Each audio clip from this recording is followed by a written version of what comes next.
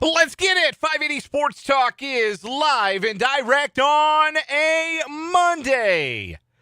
Welcome back from the weekend. We've got 3 hours of sports talk coming your way on the sports voice of Kansas, 580 WIBW, FM 104.9, online at 580WIBW.com, on your mobile device, on the MSC radio app, and on our YouTube channel, 580 Sports Talk. However, wherever, whenever you're dialing into the show today, thank you so much for being a part of 580 Sports Talk. My name is Dan Lucero. Spencer Dupuy will be along starting with the 4 o'clock hour today. Hope you all had an outstanding weekend. Lots to get to from the sports weekend that was, but also this is the week, the last week, until mid-February, where there will not be fresh, table-ready football content to talk about, because this is the last week before training camp gets underway. In fact, Friday, the 24th, is report day for the Kansas City Chiefs. And start there. Feels odd to just refer to the Kansas City Chiefs and not the three-time defending AFC champion Kansas City Chiefs, or the two-time defending World Series, Super Bowl champion Kansas City Chiefs. It is still July. Cut me some slack. I'm a baseball guy. They're just the Kansas City Chiefs entering 2026. No honorifics. Not even the, how many they win in a row? 9-time defending AFC West champion Kansas City Chiefs. They're just the Kansas City Chiefs. That's a little odd. I'm sure the Chiefs are raring to change that in 2026, and they will start that journey on report day on Friday. So this is it. This is the last week where we got to scrape the bowl in the sports media circle when it comes to football or sports conversations, particularly if, like is the case for us this year, unfortunately, the local 9 are well out of playoff contention. So we're going to talk plenty of football today and the rest of the week, and then certainly in the days, weeks, and months to come. We're almost there. We've almost made it. Royals didn't quite get us to Chiefs training camp this year. They did us a solid last couple, but couldn't get us to training camp this year. But we're almost there. We can see that light at the end of the tunnel. Football season right around the corner. And with 5 days, really 4 before training camp, but we'll count report day as one of the 5 days because we've got this week before the rubber starts to meet the road out there in St. Joseph, Missouri at Missouri Western State University. 5 days, 5 big burning questions for the 2026 Kansas City Chiefs. And we are going to answer them summarily as we go along. Some of them probably pretty obvious. I'm not going to lie to you. You can probably predict that one of them is going to have to do with the injury status of a certain Patrick Mahomes. Yes, we'll get there. But we're going to start with the first of the 5 big burning questions for the 2026 Kansas City Chiefs today. And it's going to have to do with, are the Chiefs really in the midst of a youth movement? The answer isn't maybe as straightforward as you might think. We'll get into that here on the show. We'll also, of course, continue our countdown to Chiefs kickoff. We kind of got like simultaneous countdowns going on right now. Rock with us. You trust that we know what we're doing here in the content minds, creating 580 Sports Talk for you. We are continuing our countdown to Chiefs kickoff. We are 56 days away from the start of the Chiefs' regular season. 56 days from that Monday night when the Chiefs host the Broncos at Arrowhead Stadium September 14th. And number 56 happens to be a pretty important player for the 2026 Chiefs. That, of course, is Furious George Karlaftis, who I think maybe got to a point after 2025 where he's a little bit polarizing in some circles because he did not have a good 2025. But I think there were a lot of reasons beyond his control why he did not have a good 2025. And what I think that ends up making George Karlaftis is one of the more properly and correctly rated players on the Chiefs, just in terms of his perception. I'll explain further what I mean by that. And what are the Chiefs going to really need from Furious George? Because if they need a breakout, if they need him to level up to a place he's never been as a player, I don't know that that's in George Karlaftis. And I've kind of talked about why I think there's a ceiling on a player like him that might not be the ceiling that you see from other former first rounders. But that doesn't mean he's not good, can't help, and isn't really important to these 2026 Chiefs. So we'll get into that as we go along on the show today. We will get into some baseball because the Royals did win a series over the weekend. They did. They won on Friday night, a wild one of their best wins of the season. Not that we're spoiled for choice to choose from, right? But they had a great win Friday night, come from behind win in extra innings. Of course, it was almost a come from ahead loss. Ty France, man. What is his deal? What did we ever do to him? Did he get food poisoning at like Gates or some local barbecue spot and just decide to take it out on the Royals? I don't know why I singled out Gates. That was not intentional. I love Gates. I love them all. I've not been to a bad barbecue joint in all of Kansas City. That was the first one that popped into my head today. But what is it? What is Ty France's deal against the Royals? It's unbelievable. But they won on Friday, and they won on Saturday. A series win against a nominal National League contender. But, of course, are you allowed to feel good about it for even 24 hours, a series win? No, because they go out and get ham-blasted 19-2 on Sunday. And of all the things that I want Matt Quatrero to stop doing, stop letting Tyler Tolbert pitch. Letting is probably not the right word. Making. Stop making Tyler Tolbert pitch. It's not fair to him, and it's not fair to his teammates. So we'll get to a little bit of Royals baseball. The Royals do open up a series tonight against another NL West team coming to Kauffman Stadium. It's the San Francisco Giants who are in town tonight to start a 3-game set. First pitch at 6:40. We'll have pregame at 6 o'clock right here on 580 WIBW and FM 104.9. We'll get into a bit of a discussion about how the Royals and Giants, 11 years ago, obviously, they met in the World Series. And this year they are partners in misery. But one critical difference that I think helps with the perception of the Royals vis-a-vis the perception of the Giants when it comes to how poorly this season has gone for both of them. So we'll get into some baseball. We'll talk a little World Cup. The World Cup is over. We got our final World Cup roundup of the year. We've also got all our other Friday shenanigans. Matt Verderame joining the show. Almost forgot our NFL insider. Matt Verderame joins us on 580 Sports Talk coming up bottom of this hour. So about 20, 25 minutes from now, we'll hear from Matt. He put out his quarterback rankings just before the weekend. Very similar list to mine. So we're going to talk about that. Just a couple of ball knowers talking quarterbacks. If you missed our quarterback ranking show, by the way, go back and catch last Thursday's show. The video archive, Spotify, 580WIBW.com.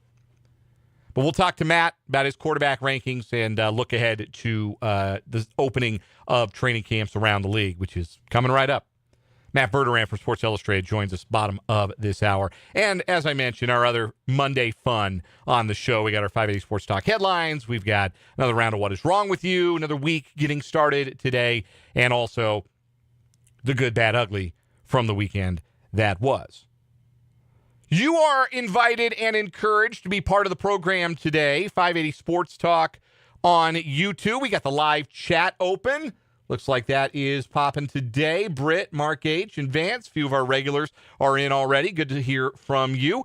If you've not checked us out on YouTube before, man, stay inside today. It's miserable hot outside. Stay inside today. Fire up YouTube on your phone or your browser or your Roku or Fire Stick, whatever you got. Fire up YouTube. Find 580 Sports Talk on YouTube. Just search for us, just like that. Subscribe to the channel. All it costs you is the click or the tap of your screen, and there's a live chat feature that you can interact with your fellow listeners and your hosts and grow the 580 Sports Talk community. Again, that is 580 Sports Talk on YouTube. You can also text the program if you'd like. The text line is open as always, 785-272-9429. And speaking of that phone number, that is the number to call, 785-272-9429.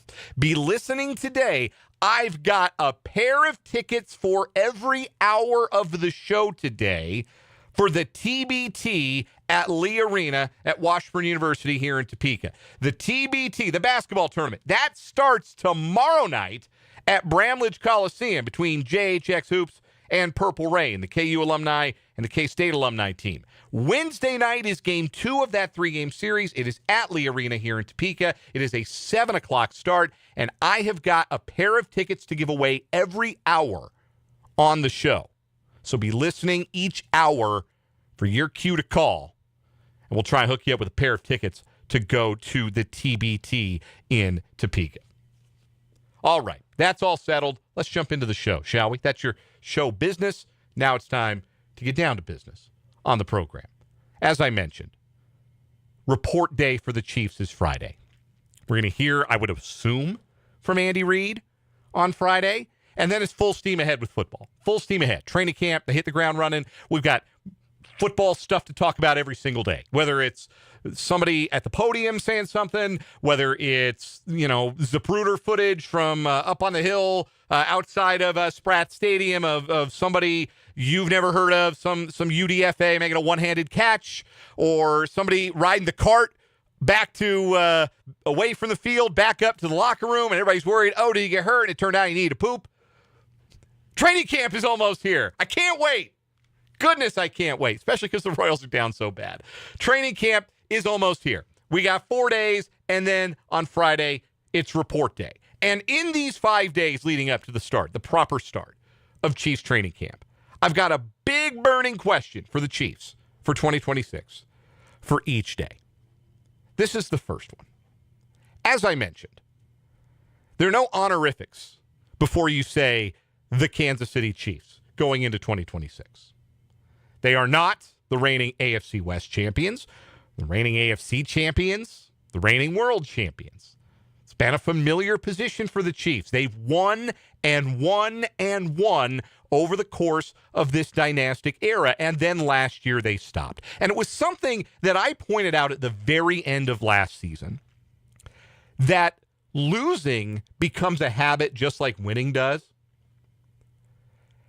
And if you get complacent and you let that losing seep into the foundation, all of a sudden it rots beneath you, and you don't even realize it's happening until one day you come home to a flooded basement or a collapsed wall or something along those lines.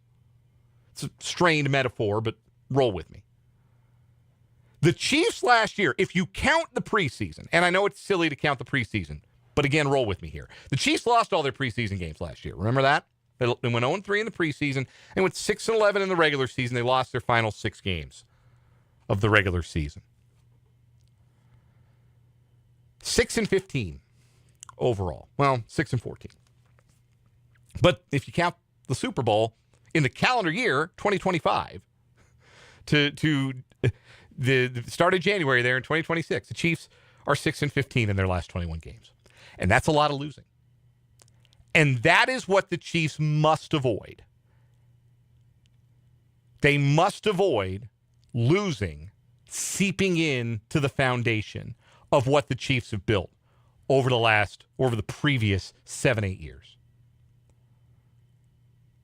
And one of the ways you can do that, one of the ways you could try and root out some of that complacency, because I think some of it, I don't think that a group of serial winners, which the Chiefs were going into last season, all of a sudden forgets how to do that. I think it is human nature when you have won and won and won and won everything.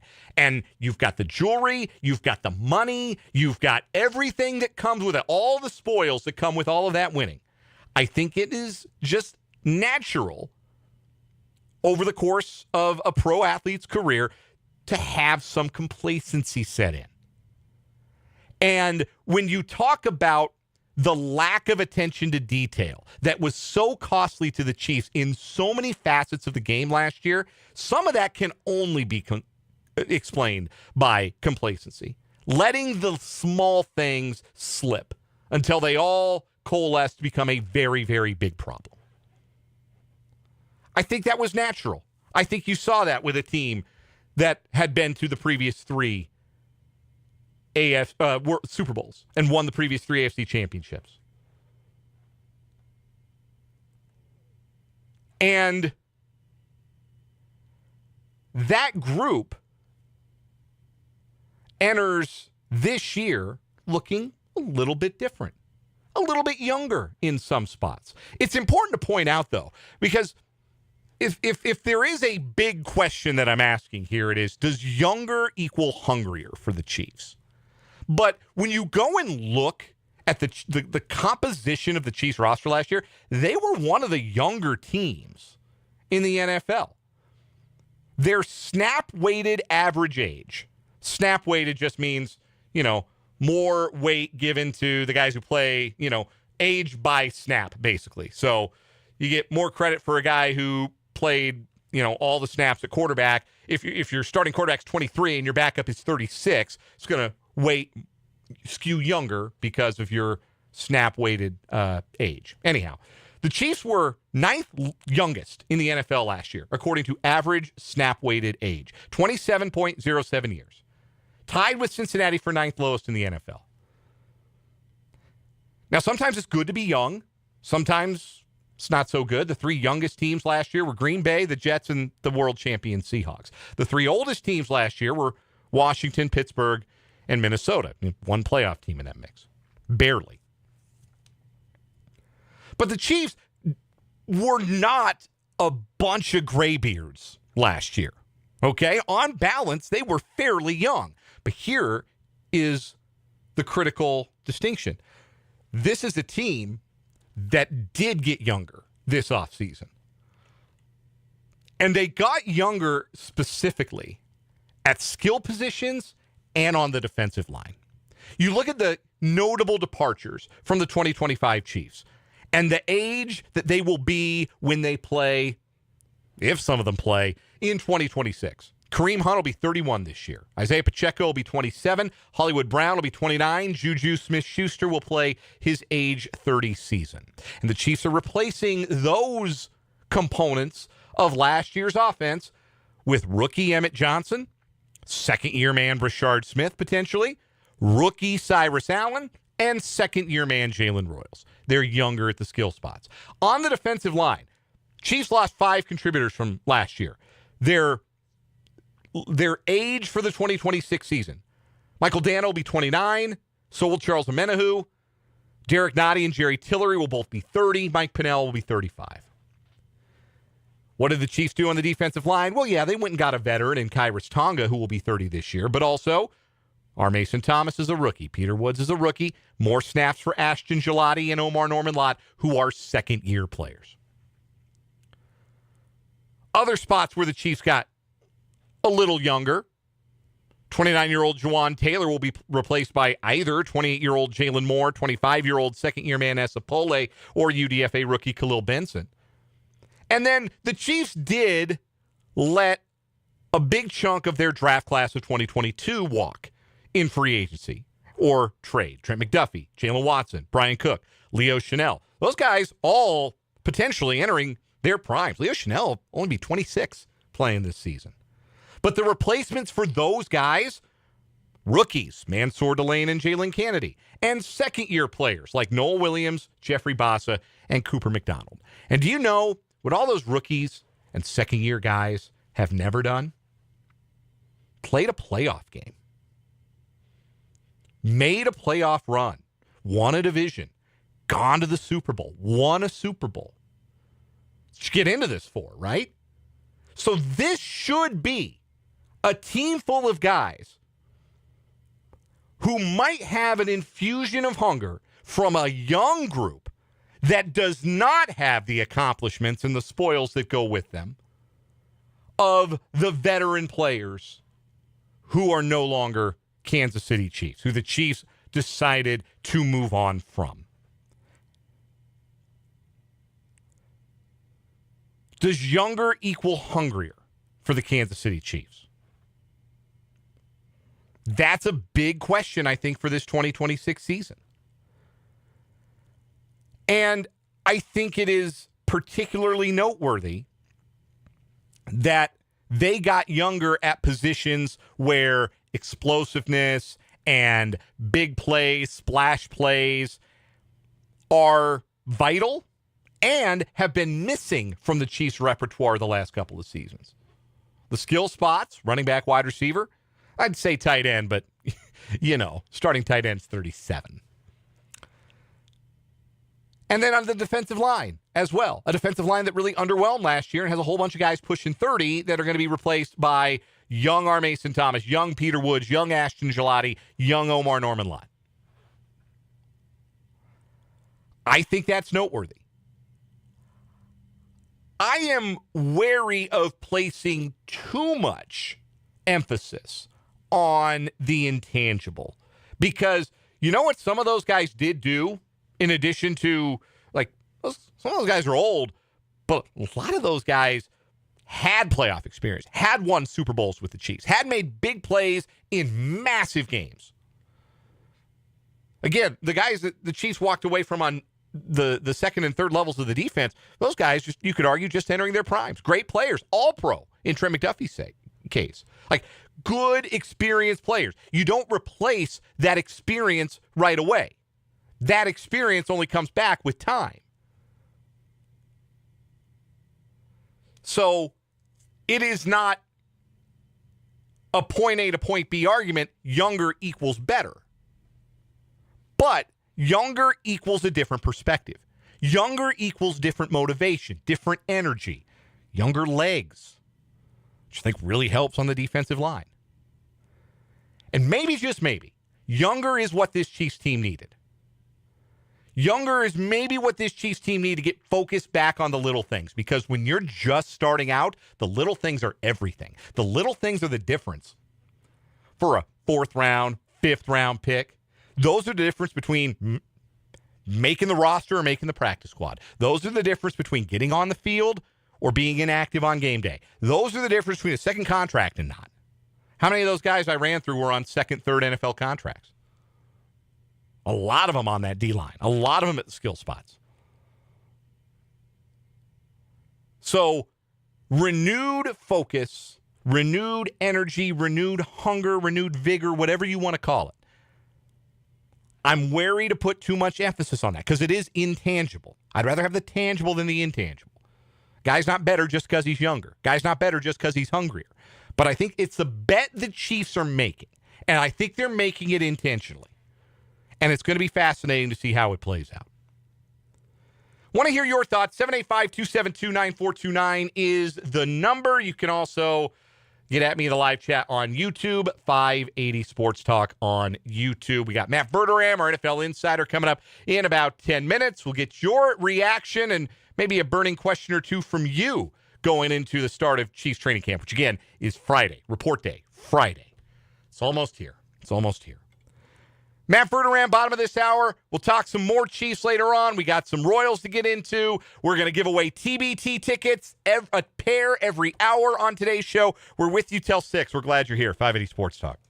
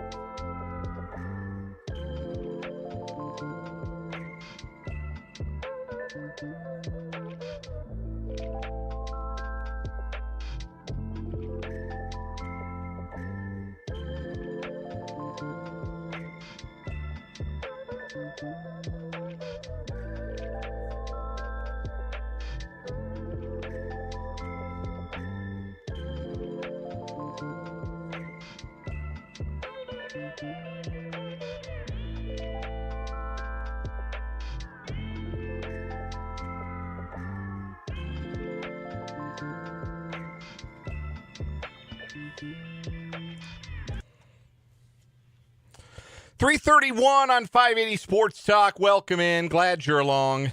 Dan Lucero with you. Spencer Dupuis will join us for the final 2 hours today, as usual. Again, with you until 6 o'clock tonight. Royals and Giants, game one of a 3-game series at the K tonight. 6:40, the first pitch on the Royals radio network. Talking about the Chiefs getting younger, and one of the things that the Chiefs run into, most teams kind of run into this, getting younger in the NFL is generally not a one-year proposition. Generally, that's going to take you a couple of drafts if you're going to really get meaningfully younger. What the Chiefs were able to accomplish with that 2022 draft class is not the norm. If the Chiefs end up with meaningful contributions from all of their draft picks this year, or at least most of them, because that's kind of what happened with that 2022 class, right? All of those guys stepped in, and to varying degrees in their roles, all were contributing. If the Chiefs just get that from their first 3 guys, from Delane and Thomas and Woods, and then everyone else, whether it's an Allen at wide receiver, Johnson at running back, Kennedy at defensive back, if those guys are just, maybe they're special teamers or chip in here and there, that's a roaring success for that draft. But it does feel, big picture, the Chiefs intentionally got younger and know that they need to get younger, because the other part of it is younger is cheaper. And you know who's expensive? A franchise quarterback. This is just how you have to live when you pay a top dollar quarterback top dollar. You're going to have to churn the roster a little bit. That the Chiefs have won through roster churn has been one of the more impressive things. It's why they've been a dynasty. Couple thoughts from the listeners. Let's go to the YouTube chat. Andrew points out that the Seahawks won the Super Bowl with one of the youngest teams in the NFL. Correction, Andrew. According to the snap-weighted data for average age, the Seahawks actually had the third youngest roster in the NFL. I know I'm being pedantic, but roll with me. It was actually Green Bay and the Jets with younger snap-weighted average ages than Seattle. But the point is the point, that Seattle was a really young team, and they got a ton of contribution from first and second year guys.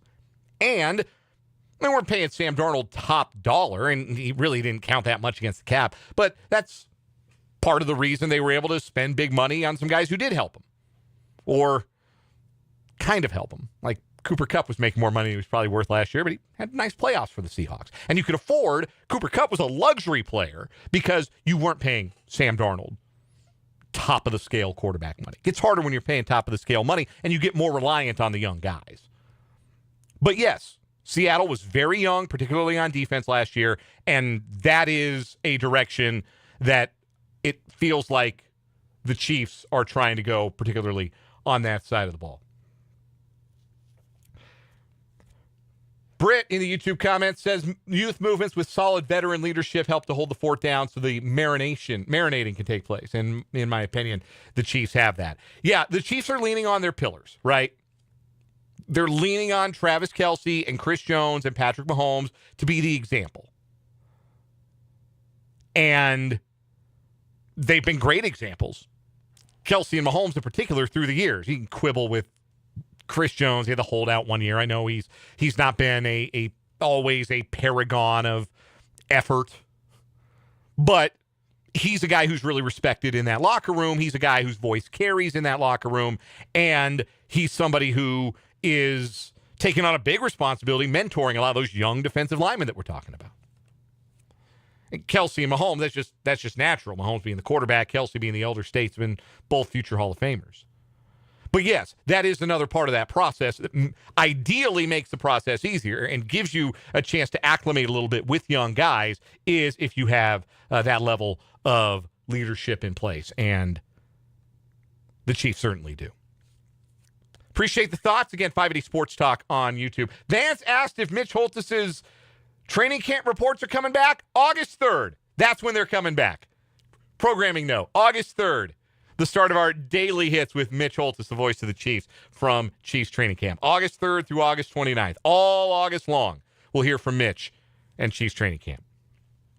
Matt Verderame, we're going to hear from next here on 580 Sports Talk, our NFL Insider. But before we get there, I want to tell you about my friends at Calhoun's Jewelers here in Topeka and talk about being motivated for a ring.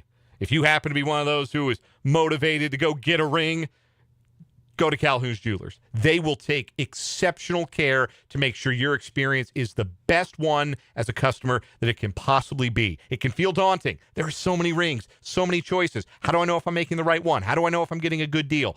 The folks at Calhoun's Jewelers help you through that process. And if you don't find the ring you love on the showroom floor, they will help you to design it. They take such great care of their customers for whatever occasion it might be. So go see them. Calhoun's Jewelers, 18th and Gage in Topeka. Matt Verderame next to 580 Sports Talk.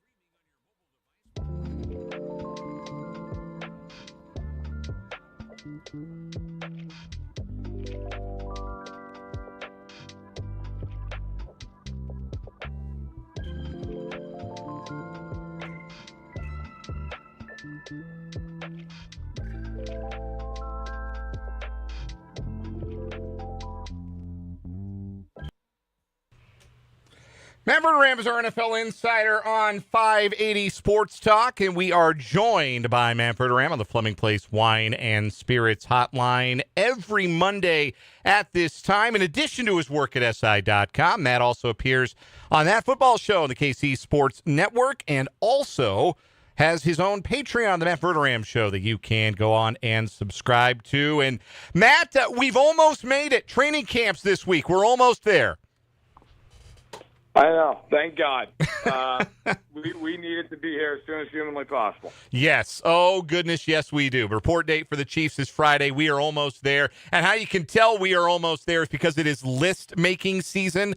We did our quarterback rankings on the show last week. You released your quarterback rankings, I think it was on Friday. It was either Thursday or Friday at SI.com. And I have to tell you, Matt, you and I, with one difference of opinion, you flip-flopped Stafford and Lamar. You had Stafford 3 and Lamar 4. I had the reverse. Other than that, you and I had the exact same top 10. So I have to ask, how does it feel to truly know ball?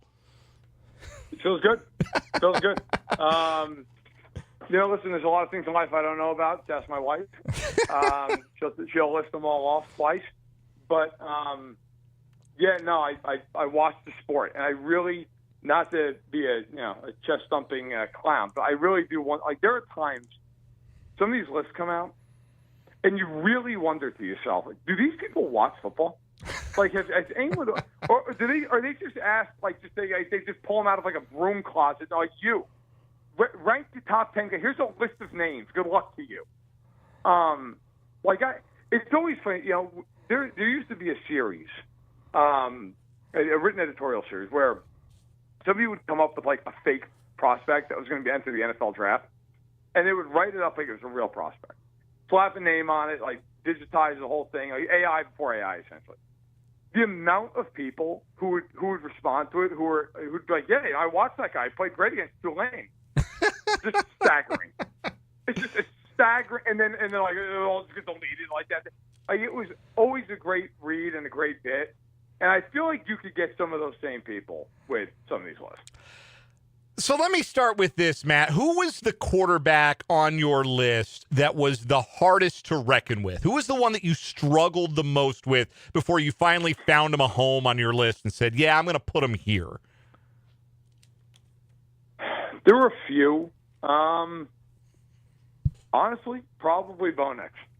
Because on one hand, won a lot of games the first 2 years. And, yes, they've had a very good defense. He has played very well late in a lot of games. And I value that a lot. Look, when it's time to win or lose, what do you do? Won a lot of games. I think there's value in that. Conversely, he led the league in passing attempts last year and didn't throw for 4,000 yards. And there are a lot of games where you watch him, and he is just flat out bad. Like, there's no way around it. He's inaccurate at times. He doesn't take the throw that he should take down the field to stump it off. So I had a hard time. I ended up putting him 18. The other guy, kind of for the opposite reason, is Caleb Williams, who I sat there and I ended up putting at 11. And I almost put him 8th, 9th. Like, he does not complete a ton of balls. He's 58% last year. He will miss some plays he shouldn't miss. My God, he will just go for it. That guy will throw the ball into a space the size of a shoebox 40 yards downfield between two defenders. He just does not care. And I think, like, in a lot of ways, you can't be reckless, but that's kind of how you win in the big spot. You're willing to just believe in yourself, believe in your receiver, and just well that thing in there. So those two guys, for almost polar opposite reasons, were probably the two hardest for me to rank. Matt Verderame is our NFL insider here on 580 Sports Talk, covers the league for Sports Illustrated, SI.com, joining us on the Fleming Place Wine and Spirits Hotline. You had Bryce Young 30th, and I found that to be fascinating because I think a lot of people looked at Bryce Young and maybe how he finished last year. He had a couple of decent performances in some high-profile games. The playoff game he played all right. Had a big game against the Rams late in the regular season, and thought, okay, maybe there's an ascension happening with the former number 1 overall pick. Suffice to say, you are not buying it. Why are you out on Bryce Young? Because I've watched him for 90% of his NFL starts. I won't say I've watched every game he's ever played, but probably 90% of them. And to be fair, part of it has been the sporting cast is not great outside of Ted or Miller. But there are a lot of games where you watch the game and you just walk away saying, I don't think he made 3 impactful plays the whole game. Like whether it was with his legs, his arm, like, there's just not a lot of impact there. And listen, I'm not a big guy on, how tall is he? How much does he weigh? Because I think a lot of that's BS. Look, can you play football? Not. Okay, Drew Brees was diminutive, and I think it worked out for him all right. I do think in the case of Bryce Young, though, he is so slight of frame that it's hard for him to be the guy who's going to extend plays and fight off a defender. Like, he can't. He's not. Doesn't have the size of a Mahomes or a Josh Allen or a Caleb Williams to use him again, or even a Herbert. He doesn't have that build. So with Young, it's got to be on time. It's got to be, hey, look, I got to be able to see through the trees here in front of me. And if I can't do that, I've got to kind of just play it safe. And it's not that I don't think he's a starting quarterback in the NFL. It's not that I don't think he's smart. I just think he's physically limited. And with the team being limited around it, that combination just kind of led to him being a lower-end starter at this point in his career. Flip side, you had Trevor Lawrence 10th. I did too, and I about got shouted out of the room by my co-host during the segment for putting Trevor Lawrence in my top 10. I know why I believe in Trevor Lawrence. What are you looking at when you rank Lawrence in your top 10 that has you feeling like, all right, this is a quarterback who maybe is really starting to deliver on some of that number 1 pick promise? I think a lot of quarterbacking at the NFL level is not just about you. It's about who your coach is and what scheme you play in. Like, I think sometimes we overlook that. Trevor Lawrence walked in and had Urban Meyer as a coach. That's basically like having me as your coach. That's like I stood on the sideline and said, hey, Trevor, throw a post. Like, okay, great. It's not going to work.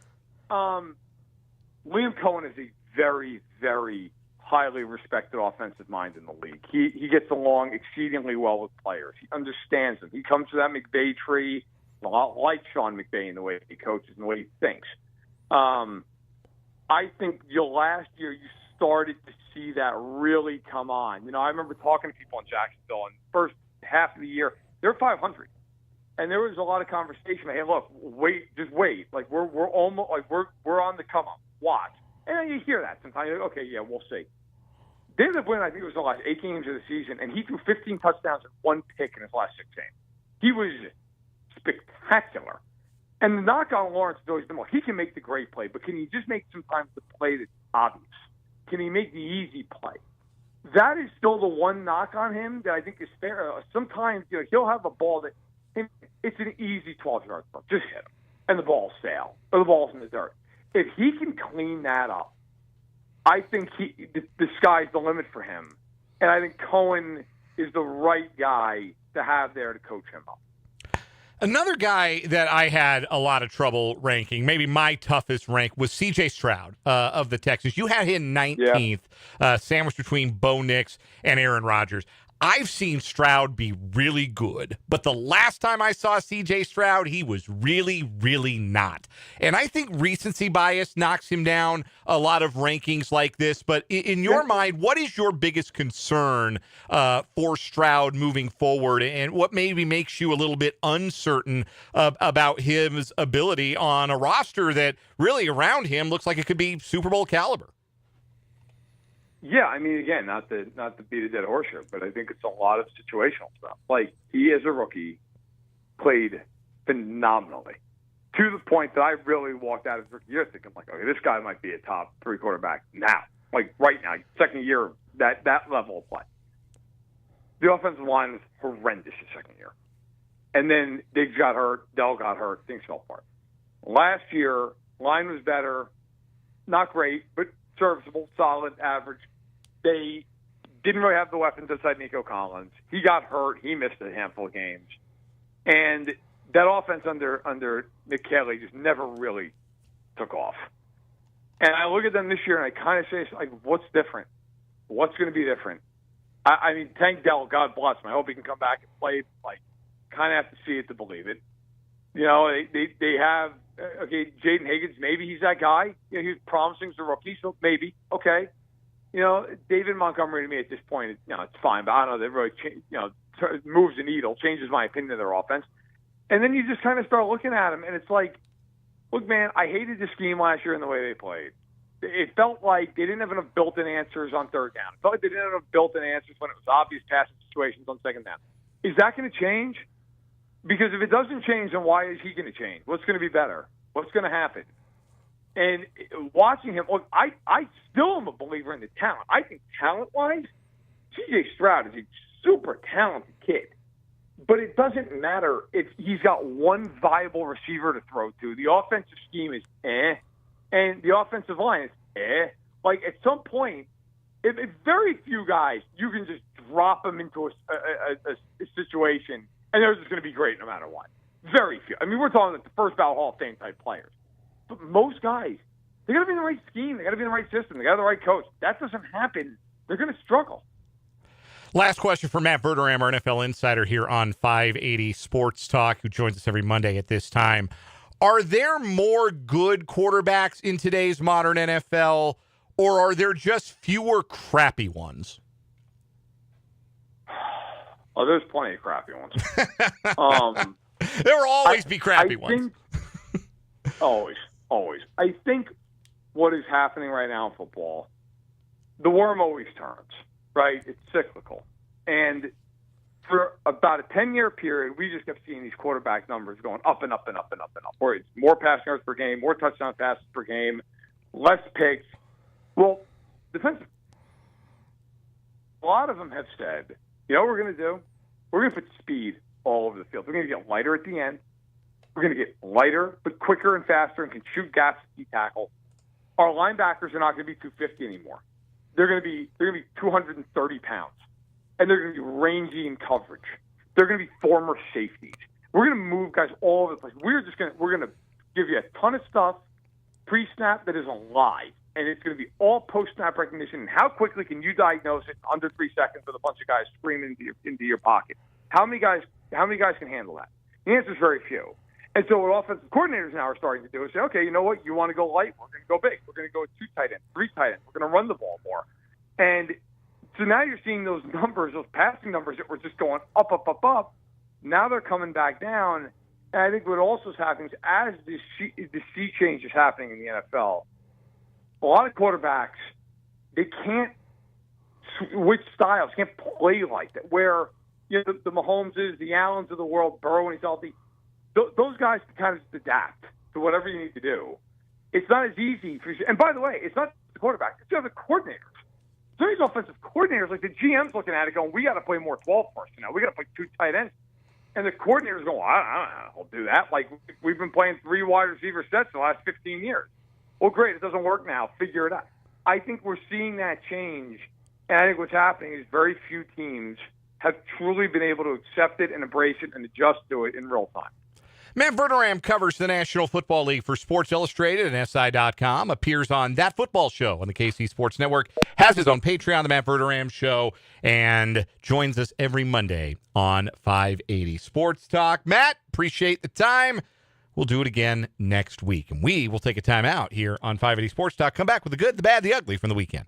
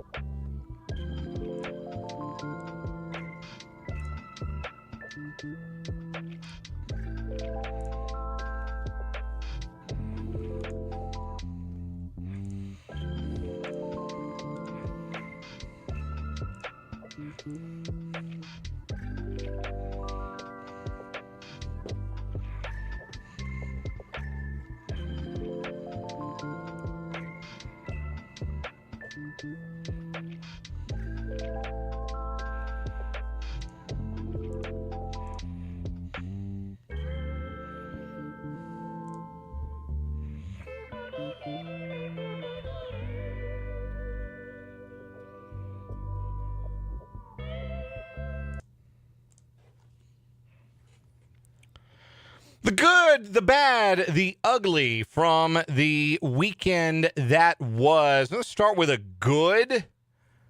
Friday night's Royals game. It was a fun one. Carter Jensen, walk-off hit. Give up 3 in the top of the 10th. Come back with 4. Couple of walk-off wins on Friday nights preceding Friday fireworks this year for the Royals. Had that one in May. Kyle Isbell had the walk-off hit. Who was that against? Is that Detroit? I think it was Detroit. I had a couple of fun Friday nights this year for the Royals. They won a series. That part was good from the weekend. Also good, Ryan Fox winning the Open Championship with a gutsy birdie. I think there only been 5 birdies all day on the 18th at Royal Birkdale, and he made one of them to win the Open Championship. Gutsy from the 39-year-old Kiwi. We'll get to more of that in headlines. My bad from the weekend, this has nothing to do with sports. Maybe y'all can tell me if I'm wrong, who've maybe lived here longer than I have. I'm going on about 10 years around this area. This is the buggiest summer I can remember. I can't take 2 steps out the door without being devoured by mosquitoes. I can't do it. It's me, it's my wife, it's my kid, just devoured by mosquitoes this year. It's awful. You know something had to be really ugly to get my ugly instead of mosquito season? The way the way Argentina performed in the World Cup final, that was the disgrace. They are disgraced. They are permanently stained as a soccer nation for the way that they played and the way that they acted in that World Cup final. And I'm glad they lost. The right team won. The better team won, and the right team won. That was a disgrace from the Argentines. All right, coming up in the 4 o'clock hour, we got our countdown to Chiefs kickoff. We'll talk a little Royals baseball. But right now, as promised, our first of 3 pairs of tickets to see the TBT at Lee Arena on Wednesday night, 7 o'clock, KU and K-State alumni. 785-272-9429. Caller number 3 wins the tickets. 785-272-9429 on 580 Sports Talk.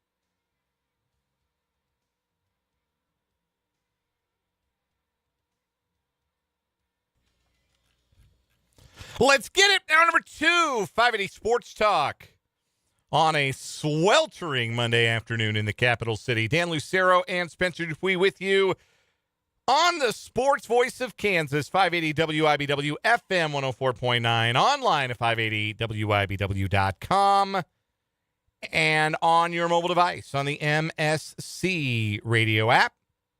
Also, of course, on our YouTube channel, 580 Sports Talk. Hello to our video viewers. Glad to be with you. We're hanging out until 6 o'clock tonight, and we'll pass the baton to the Royals Baseball Network. Game 1 of 3 tonight between the Royals and the Giants, another NL West foe in town for some interleague play.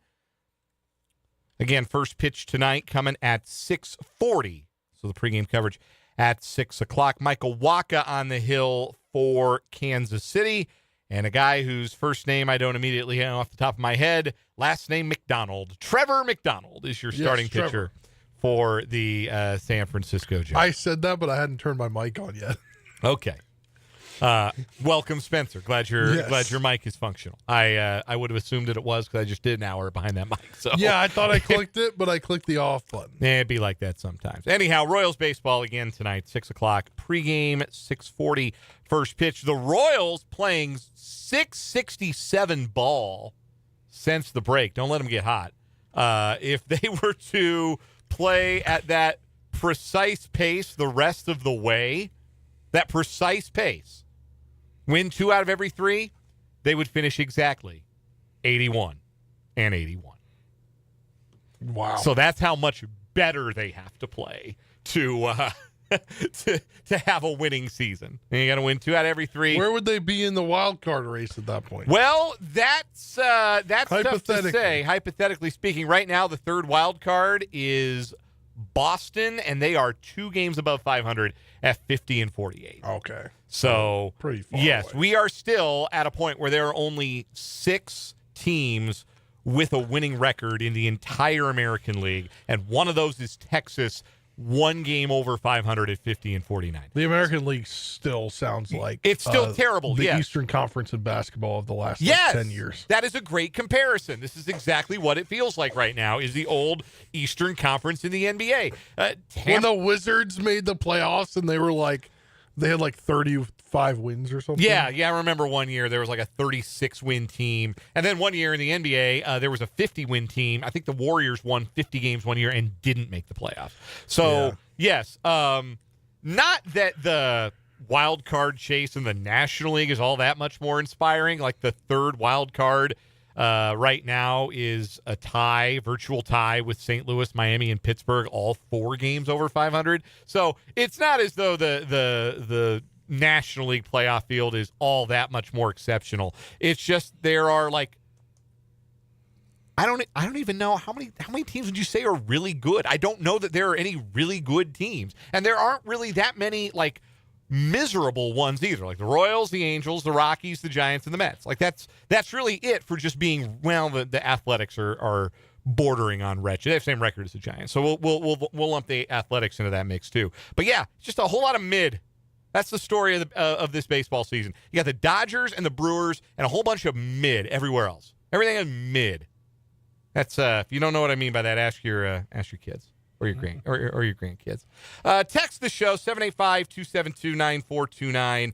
You can also interact in the live chat on YouTube, 580 Sports Talk. Spencer, say the word mosquitoes, please. Mosquitoes? Okay, did I overemphasize the O? Because I got Mosquito. Mosquito bite. Mosquito. Like I think you are. Mosquito. Like mosquito bites. Like I'm not mosquito. That time I overdid it. But somebody giving me a hard time on the text line for the 785 about how I said the word mosquito. They saying you're kind of sounding like it's No, I'm confused. Now I'm going to be chicken. Yeah, I'm going to be in my own head about how I say the name of mosquito. Usually, though, I don't say mosquito. I say those little, and then I say a word of some variety of some word that I could not say on the radio. Right, but I'm talking about them with my wife, as in those little so-and-sos bit the hell out of me again, or I got another bite on my ankle. Like you probably see me on the camera, like reaching down. I got one right on the ankle bone. Is that the worst place to get bitten by a mosquito? Right on the ankle bone, on the top of your toe, or the side of your toe. Top of the toe is tough. Waistline is brutal. Yeah, there's no real good place. No. But those my poor kiddo had like matching mosquito bites right on his diaper line, and it just like terrible places. Is that from being out near the pool? That's from being outside. Yeah. I'm sure us having a pool in the backyard. I'm sure that doesn't like. Maybe that is like a mosquito. That adds a little bit of maybe mosquitoes. It is a mosquito attractant. That's what I heard when I was a kid. So Is that right? my grandma's neighbor had a pool, so when I would stay there, we would go over to the pool, and there's like a little gate access, and whenever you got to that one corner of my grandma's yard, mosquitoes everywhere. You went to the bottom and middle part, no mosquitoes. No kidding. Well, like I just think it's been a bad year for him anyway, because I mean the pool isn't new, but yeah, this has been the worst year for those little so-and-sos that I can recall. Anyhow.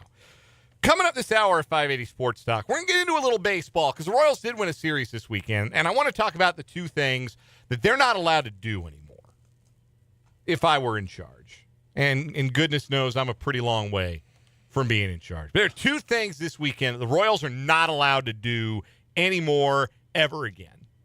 And we'll talk about those. We've also got a new week of What Is Wrong With You getting underway. Stunningly, coming back from the weekend, both of our stories are Florida stories. We still got some headlines to get to, our final World Cup roundup, and a look ahead to tonight's Royals-Giants game. Plus, we got two more pairs of tickets to Wednesday night's TBT game. That's the basketball tournament, the KU alumni, JHX Hoops, Frank Mason, Mario Chalmers, and others against the K-State alumni, Purple Rain, featuring Michael Beasley, Jacob Pullen, and others. Wednesday night, 7 o'clock, Lee Arena, right here in the capital city at Washburn University. I've got two more pairs of tickets to give away. Gave one away in the first hour. Congrats to Calvin, our ticket winner, in the first hour. I got one pair to give away this hour. I got one pair to give away in the 5 o'clock hour. So be listening for your cue to call there. Then, of course, as I mentioned, you can interact with us during the show on our text line, 785-272-9429, or in the live chat on YouTube, 580 Sports Talk. The countdown is on to training camp. Report day is Friday, but it's also, and continues to be, the countdown to Chiefs kickoff here on 580 Sports Talk. We started at 99. We are now 56 days from the first Chiefs regular season game. 56 days between now and Monday, September 14th. That is when the Chiefs and the Broncos will play on Monday Night Football at Arrowhead Stadium, the final game of the opening week of the 2026 NFL season, which that's as late as they can start. Yeah. Is this point in the calendar, which means with the new 17 game season, I don't think they've ever started this late since they've gone to 17 games. There are going to be two regular season games in January. And the Super Bowl is going to be on the worst possible day for males with wives or girlfriends. Super Bowl is on Valentine's Day? In 2027. Is it really? I'm almost certain. Hold on. Is that right? I am almost certain. Nah, you're not lying. Sunday, February 14th. Well, make your reservations for the 13th. That's all I can tell you. Saturday. Yeah, make your reservations for the Saturday. I mean, yeah. So most of the time, Olivia and I celebrate on the Saturday. The move is to say, baby, I love you every day. I don't need a day on the calendar. That's true. To do something nice for you, take you out to make you feel like a queen. I don't need a day on the calendar. It's just that this day on the calendar this year happens to be a pretty important football game. So, yeah, that's gonna be a tough one. There'll be some fun conversations. Hopefully, I'm sure it's not one I particularly need to have that any of you listening to this show, I'm sure your significant others who are sports fans who are or know that you're a sports fan, they kind of understand what time it is. But, yeah, that's wild. I didn't realize that. Anyway, it's neither here nor there. It's a long way still. At this time of year, it's rare that it would still be 56 days to kick off. But it is 56 days, which means in Chiefs speak, it is George Karlaftis days until Chiefs kickoff. George Karlaftis, number 56. I think George Karlaftis is the most properly rated player, perhaps, on the entire Kansas City Chiefs roster. You know, players get to be, for whatever reason, a little bit overrated or a little bit underrated. Sometimes a player gets overrated because, you know, they produce at a decent level, but they do so in a particularly flashy way, or they do so for a particularly prominent team, or maybe they just happen to have one really good year and they're coasting on that reputation. But guys get overrated for a lot of different reasons. Just like guys get underrated for a lot of different reasons. You can be underrated, be a really good player on a really crappy team, or be in a non-glamour position so you don't put up a bunch of stats. Guys get underrated and overrated for a bunch of different reasons. I think George Karlaftis is properly rated. 4 NFL seasons, 30.5 sacks. He's on a $20-odd million a year contract, which is in line with a guy like him averaging right around 8.5 sacks per season in the first 4 years of his career. I think that there might be some corners who maybe overrate Karlaftis because he's been, like I said, he's been a part of some winning teams. There might be people who underrate Karlaftis because he doesn't maybe look the part of a productive pass rusher. You also have to factor he's a first-round pick. He was a first-round pick. That's the kind of thing that can make you a little bit overrated or at times. But I think he is a properly rated player. I think he is a properly compensated player. I think he is a properly thought-of player. He has not been a Pro Bowl. Not been to a Pro Bowl. He has not been an All-Pro. I think that is appropriate for his level of play. He was on the PFWA All-Rookie team. Pro Football Writers Association. Yeah, but that was 4 years ago. Yeah.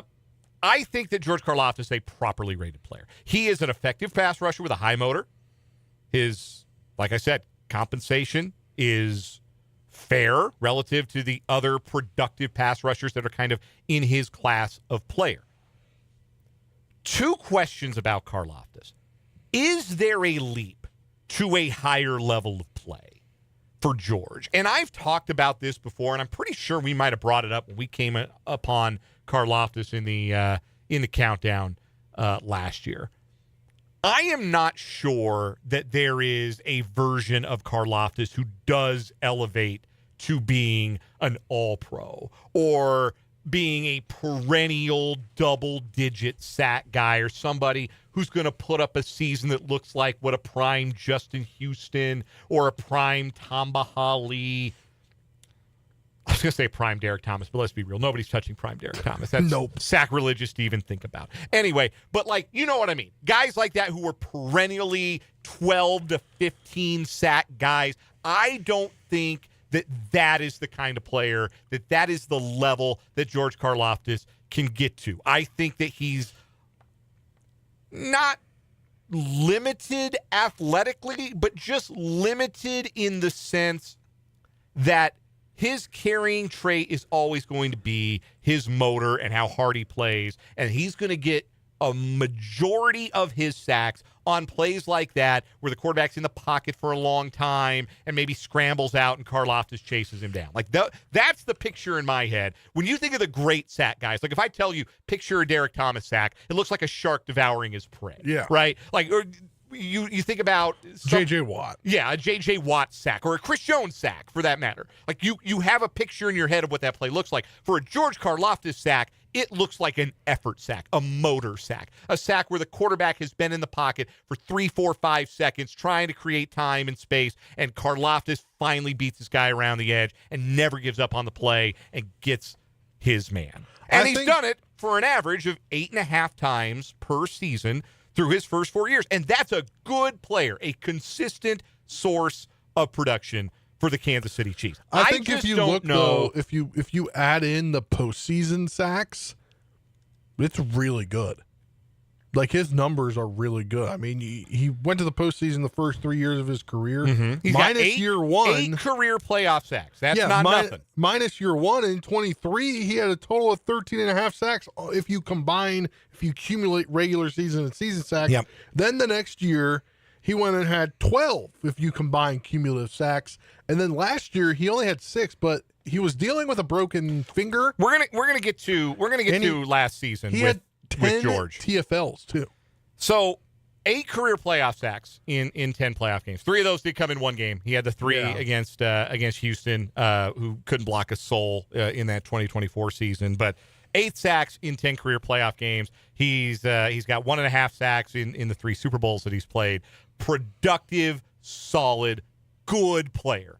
Do I think he's going to get on that level where you talk about him the way you talk about a TJ Watt, a Micah Parsons, a Myles Garrett? I don't. I don't think there's another leap for Karlaftis to get there, but that doesn't mean he's not valuable. That doesn't mean he's not additive to winning for the Chiefs. But I do think, and you kind of nodded at this, Spencer, that 2025 was a year where we kind of left with a bit of a negative perception of Karlaftis' performance. And some of that is everybody had a bad year. That's how you get to 6-11 from going to 3 straight Super Bowls.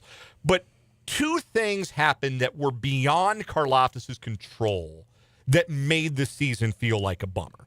The first was the injury. Broke his thumb was what it was. It was a thumb injury that he had to play through for the bulk of the season, really. I think all the second half. I mean, you didn't hear him using that as an excuse. No, he was out there playing with his hand completely taped, and as a result, after week 9 against Buffalo, I forget what week the injury itself occurred. I think, if I remember right, it was the Denver game, because after the Buffalo game, he had 5 sacks in his first 9 games last season, which put him on roughly 9-10 sack pace. He had just 1 sack the rest of the way. It was in the Houston game. He owns the Texans, but he was playing through an injury. So that was one thing beyond Karlaftis' control that contributed to 2025 being a down year for him. The other thing was that all of a sudden he became the only edge rusher who could do anything for the Chiefs. He was the only guy who could get to the quarterback because of the deterioration of the rest of that room, the veterans in that room. Charles Omenihu giving the Chiefs nothing. Mike Dana giving the Chiefs less than nothing. And then Ashton Gelati learning on the job as a rookie. That was the defensive end rotation. So Karlaftis was leaned on so heavily in a way that was harder on him and enabled teams probably to pay a little bit more attention to him than they'd been paying in previous years. Ended up having to play 73% or 78% of the defensive snaps, which is actually down from the year previous when he played 83% of the team's defensive snaps. And that's, again, credit to his motor, credit to his effort that he can play and play and play. But Karlaftis, like his teammates, have played a lot of football over the last 3 years. His first 3 as a pro. And I just think that there were factors beyond Karlaftis' control that led to a decrease in production. I would expect a bounce back for Karlaftis for 2 reasons, and these things, again, may be beyond his control, but you'd like to think these things would be better around him in 2026. First, it's health. Quite simply, if he can play with both hands and not one hand in a club, that ought to help him shed blocks, get to the quarterback, finish tackles, all those things that can help you drive your sack number up. The other thing, too, is the Chiefs have very obviously made an effort to buttress the defensive line with depth, with the additions of R. Mason Thomas and Peter Woods and Kyrus Tonga. That this defensive line should be a lot better than the one that finished last season with guys like Jerry Tillery and Dan Omenahu and Pinnell and Derek Nottie, guys like that. Instead, if the Chiefs are able to roll out a more potent pass rush around Karlaftis and Chris Jones, if R. Mason Thomas can make an impact, if Peter Woods can make an impact, if Gelati makes more of an impact in year 2. So you maybe don't have to lean as heavily. When Karlaftis had his breakout 10.5 sack season in 2023, he only played 75% of the defensive snaps. I think, too, just having other guys out there to take to be the guys that get maybe one guy's having a better couple of weeks, well, he's going to get maybe doubled, right?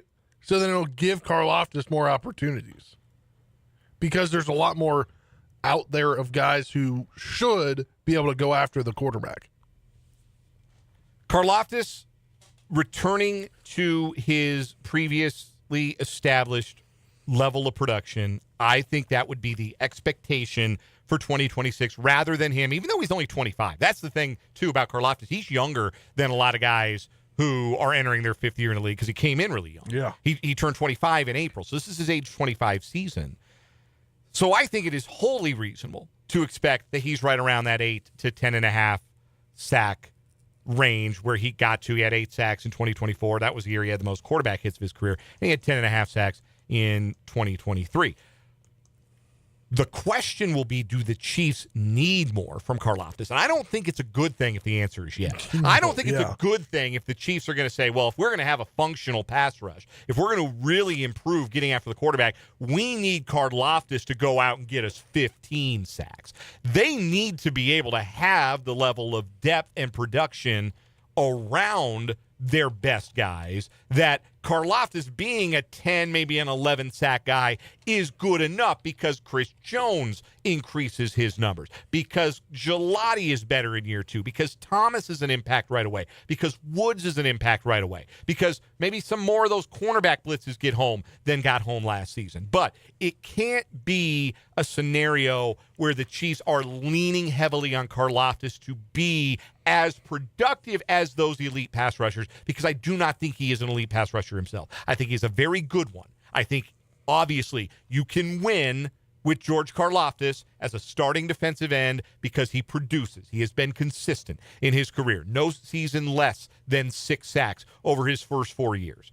Average, again, of just over 8.5 sacks in a season in his first 4 years. He is a very good player. If the Chiefs need him to produce at an elite level, that's probably not a good thing for the Chiefs in 2026. But if they just need Furious George to be what he has been, then I think that's a really good sign. It probably also augurs well for the performance of those young guys that the Chiefs have brought in, both the first-year guys and the second-year guys like Gelati and Omar Norman-Lott. We're going to take a timeout here on 580 Sports Talk. Again, text line is 785-272-9429. You can also interact with us in the live chat on YouTube. 580 Sports Talk is the name of that channel. I feel like giving away another pair of tickets to the TBT. Let's do it. Wednesday, 7 o'clock, Lee Arena at Washburn University. JHX Hoops and Purple Rain. 7 o'clock. It's game 2 of the 3-game series. And if you want to go see it, I got a pair of tickets with your name on it. All you got to do is be caller number 2 to 785-272-9429. 785-272-9429. Caller number 2, the pair of tickets is yours. We're back with more 580 Sports Talk after this.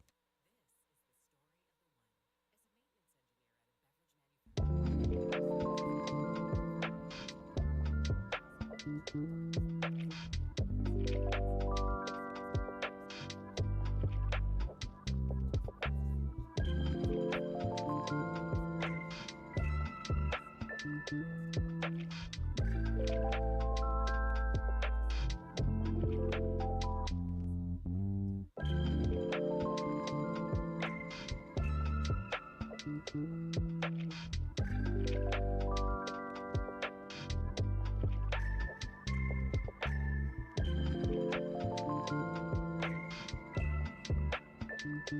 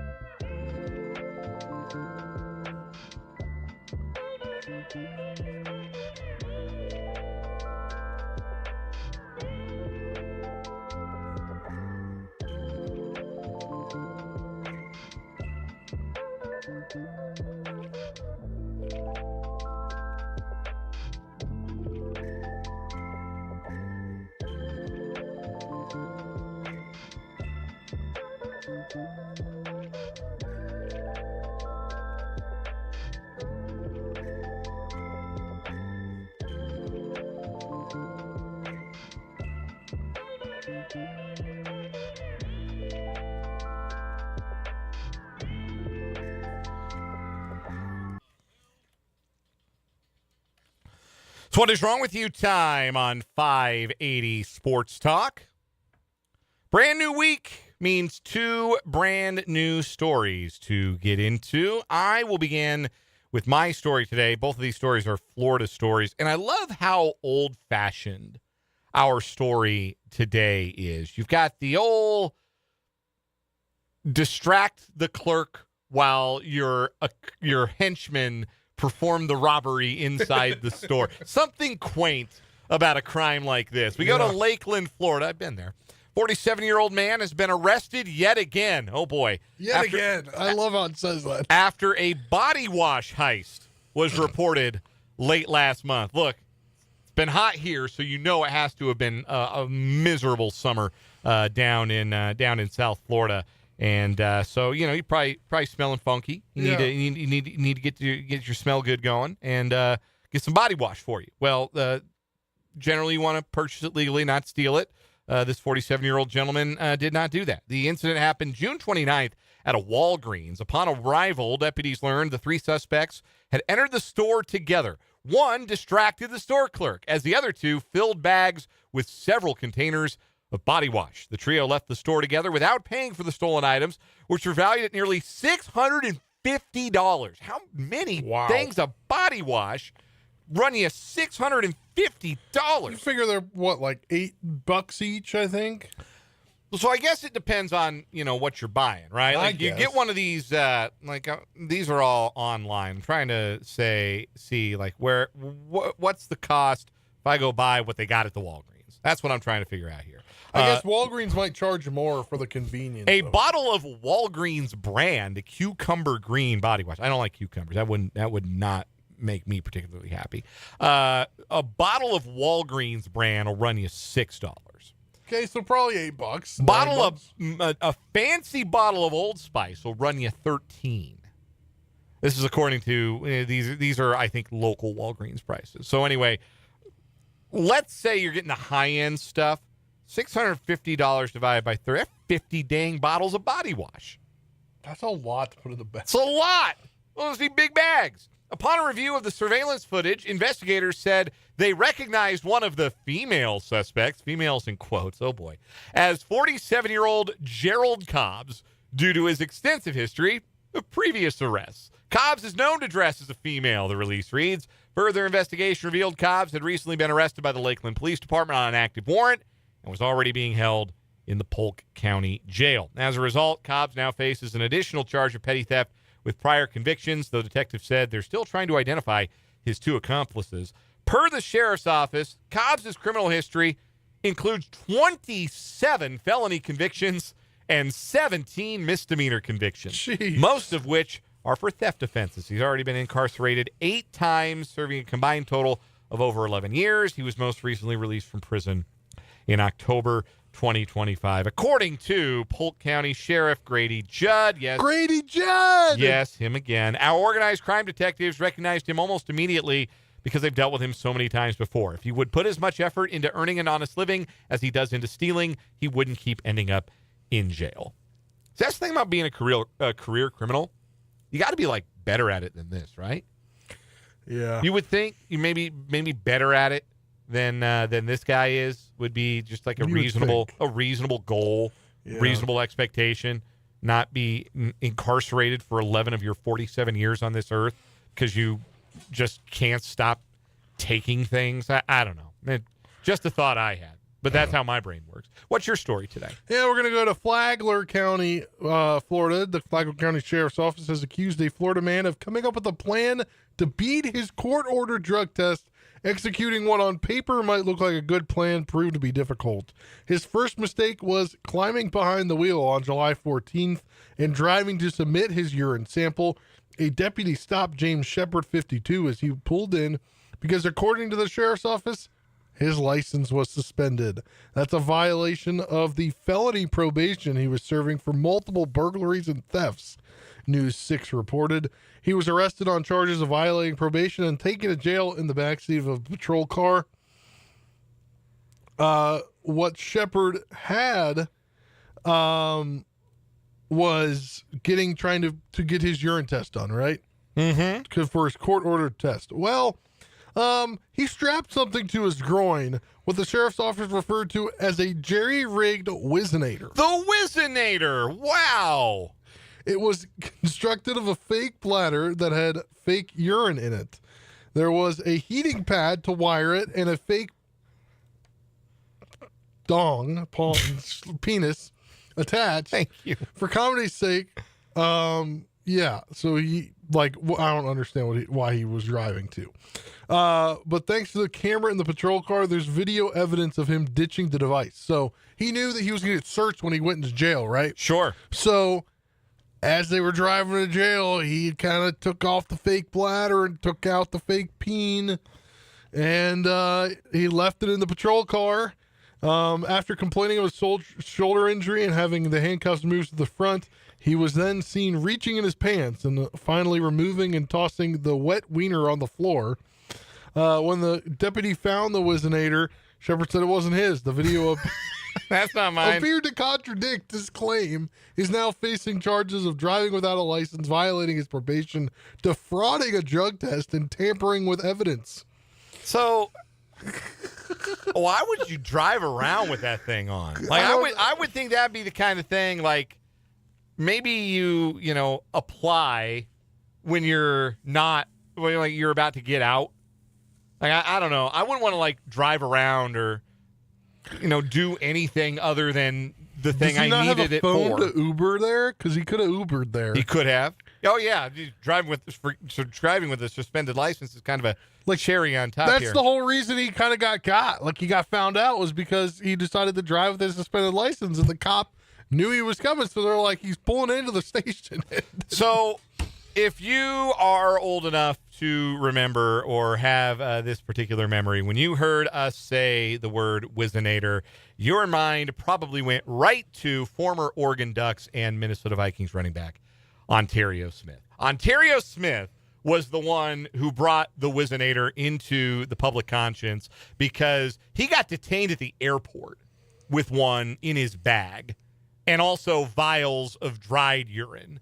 He was detained at the Minnesota airport, the Minneapolis airport. And he had the Whizzinator on him. And How do you dry urine? I don't know. That's what it says. Dried urine. That kind of feels like what do they call oxymoron, but I don't want to think about it. Anyway, so Ontario Smith had a bit of trouble with drugs, and not long after the Whizzinator thing, he failed the substance abuse policy for the third time. Never played another down in the NFL. That was it. So, yeah, when you hear Whizzinator, if you were like me, you immediately thought, Ontario Smith. So, I think the Whizzinator wins today. Yeah. We're going to go with the Whizzinator. Ryan in the YouTube comments correctly remembering it was an NFL player. It was the great Ontario Smith, former Minnesota Viking, and Winnipeg Blue Bomber. He went and played Canada for a year. Anyway, interesting. The Whizzinator wins our first winner of the week on What Is Wrong With You. When we come back, the two things that I never want to see the Kansas City Royals do ever again, ever, for any reason. We'll explain what they are when we come back on 580 Sports Talk.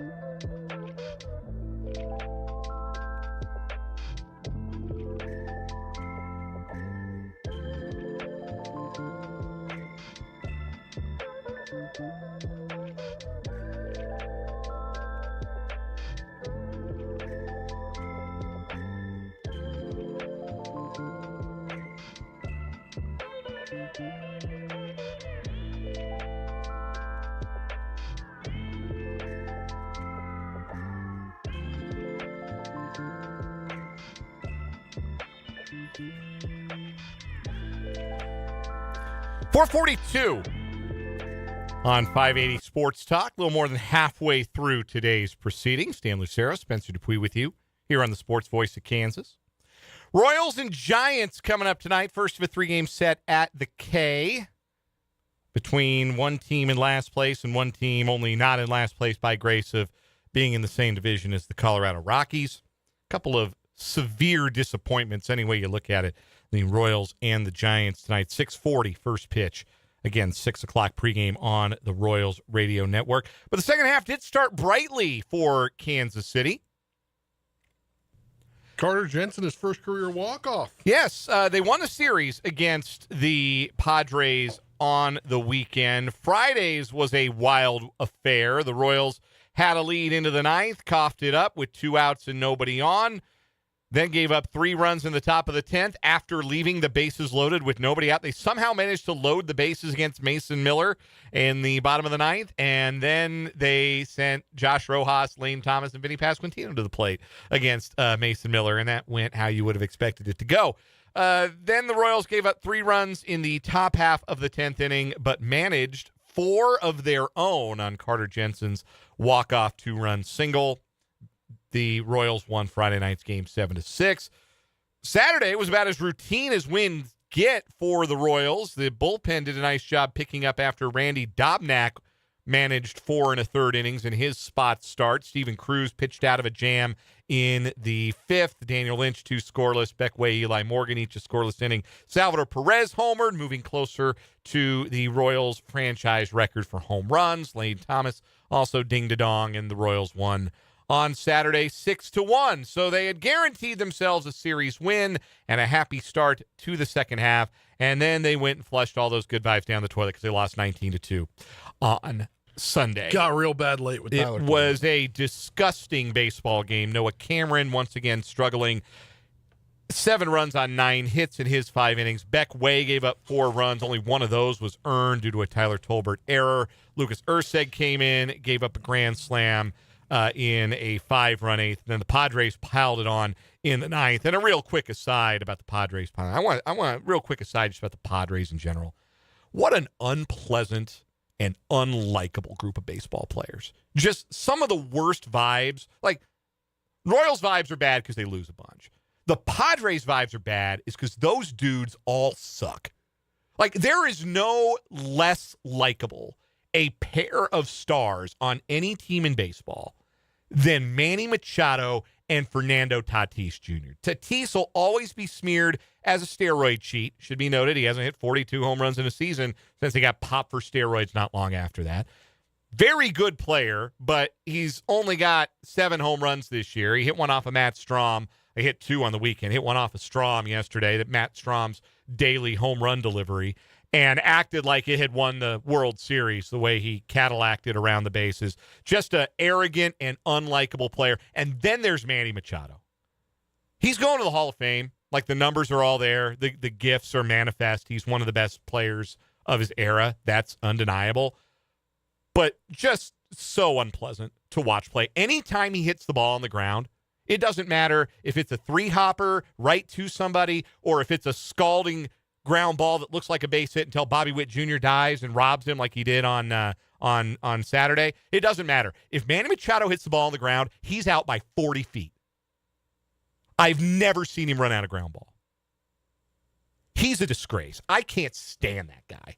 And he is the guy that, like, one of these days, God willing, I'm going to be able to watch baseball with my son and have him watch, and I'm going to be able to point to guys and say, that's the way you play. Manny Machado is the ultimate don't be like him guy. He is the do not play like him guy. Because what he ends up being is the, you want to know how talented you have to be to get away with it? That talented.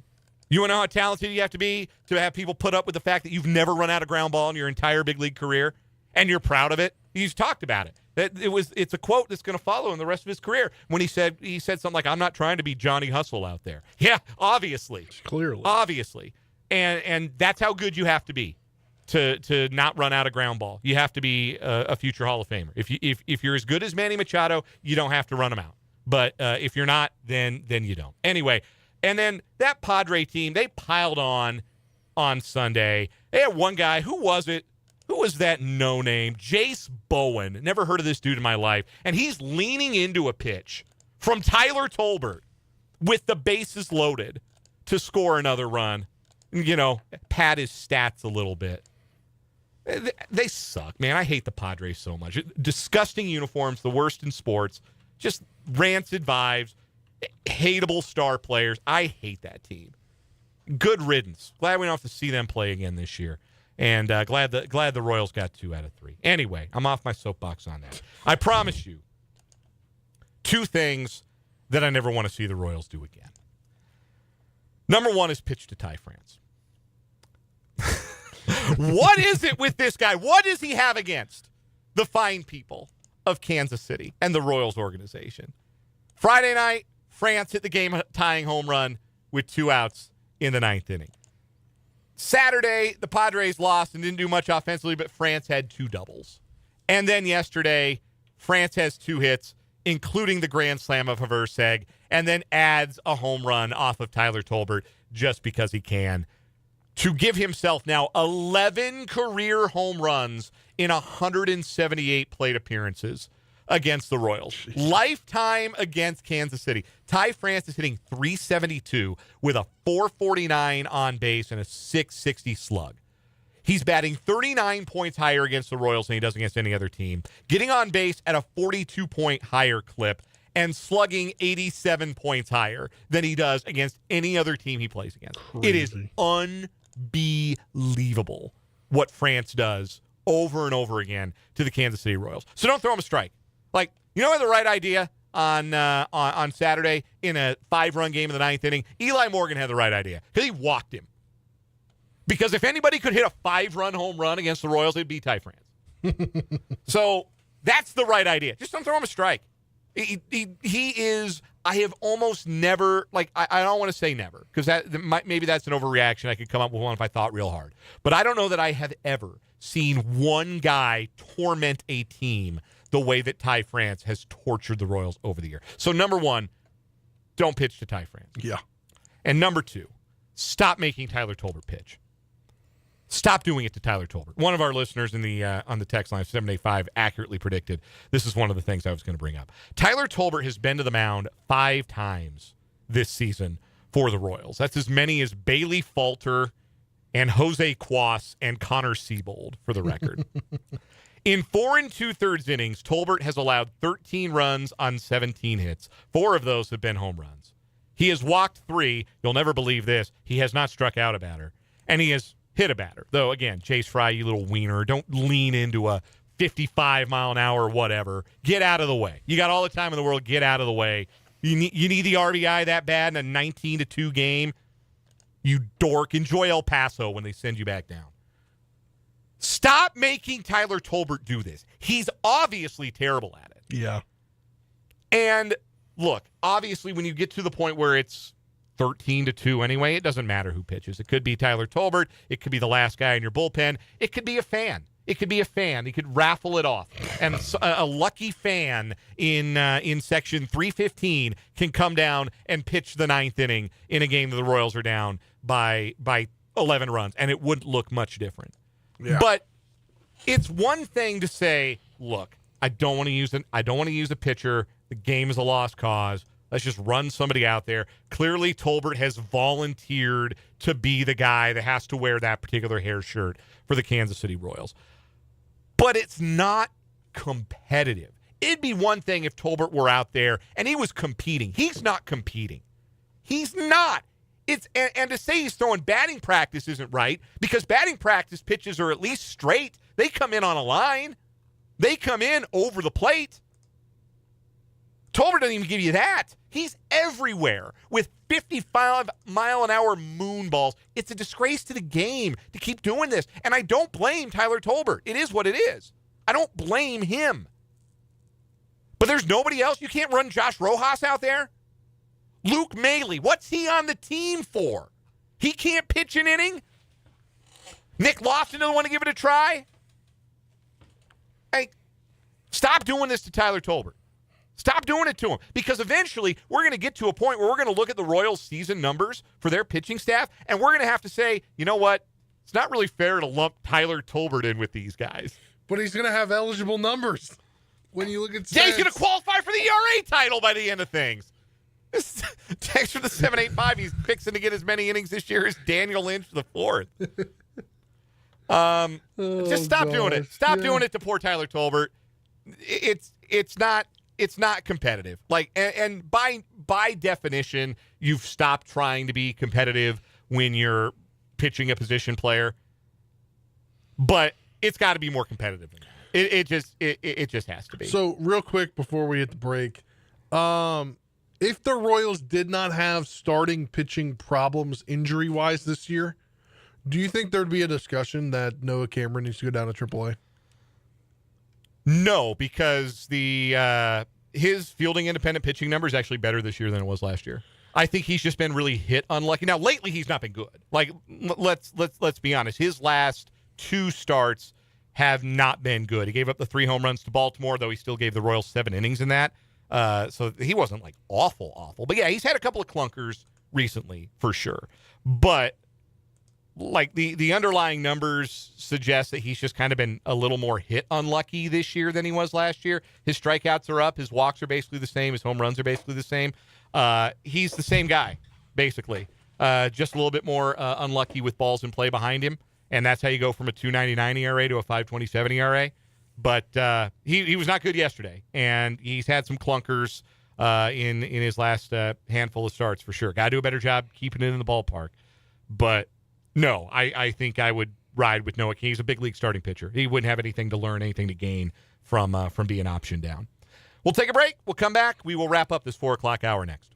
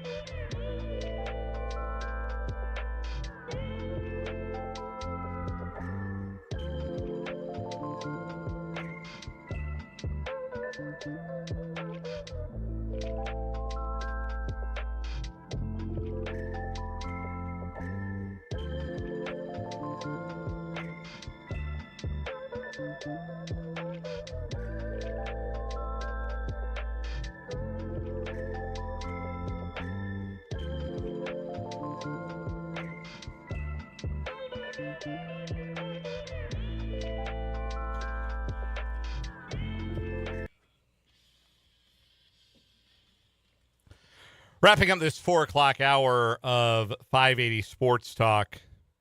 Bit of a somber note here, but I did want to make sure that this was recognized today. I want to send thoughts, prayers, condolences to the family, friends, coworkers, and colleagues of Lucky Kid, something of a Kansas radio icon who passed away over the weekend at the age of just 64. Lucky worked with Ad Astra Radio and decent chance, if you're a frequent listener to the statewide scoreboard show over the years, you are familiar with Lucky's voice in that way. But old school radio man, old school newsman, tremendously respected in the business and in the state, and very, very sad to hear of his passing. So I wanted to recognize that. And again, my thoughts and prayers to all who knew and loved Lucky Kid, who passed away over the weekend. In the 5 o'clock hour of 580 Sports Talk, we got our 580 Sports Talk headlines. We've also got our final World Cup roundup. The World Cup has come to a close. I already miss it. We'll talk a little World Cup. We'll also preview this Royals-Giants contest we've got coming your way tonight here on the Sports Voice of Kansas. Plus, one more pair of TBT tickets to give away next hour as well. It's all coming up on 580 Sports Talk.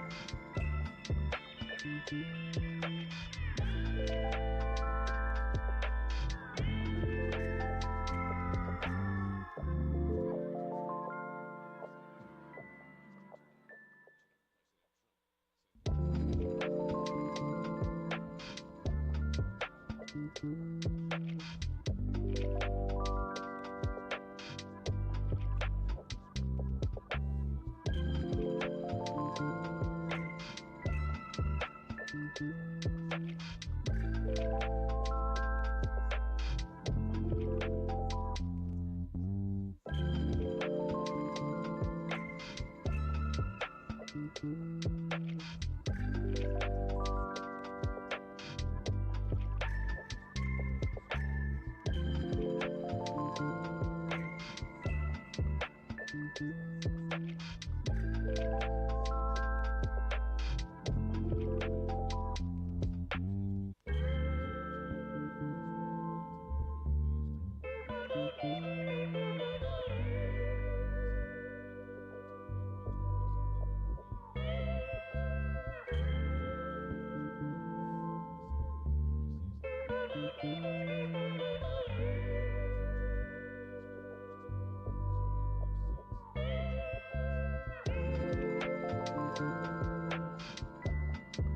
expected.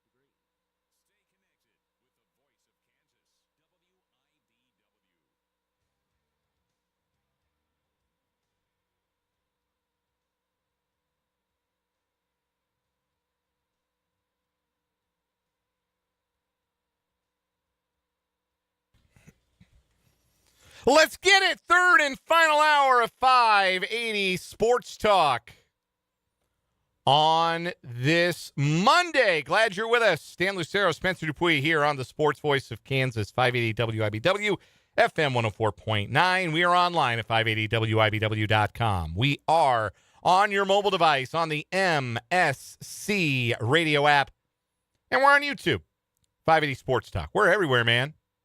Check us out. We appreciate you being with us. Spotify. We're on Spotify. If you miss any part of the show, you can catch us there. We're everywhere, man. Check us out. Thanks for rocking with us here on 580 Sports Talk on this Monday. The best part about Spotify, real quick, is if you listen to us actively a couple times, it will then pop up on your home screen when new episodes are available.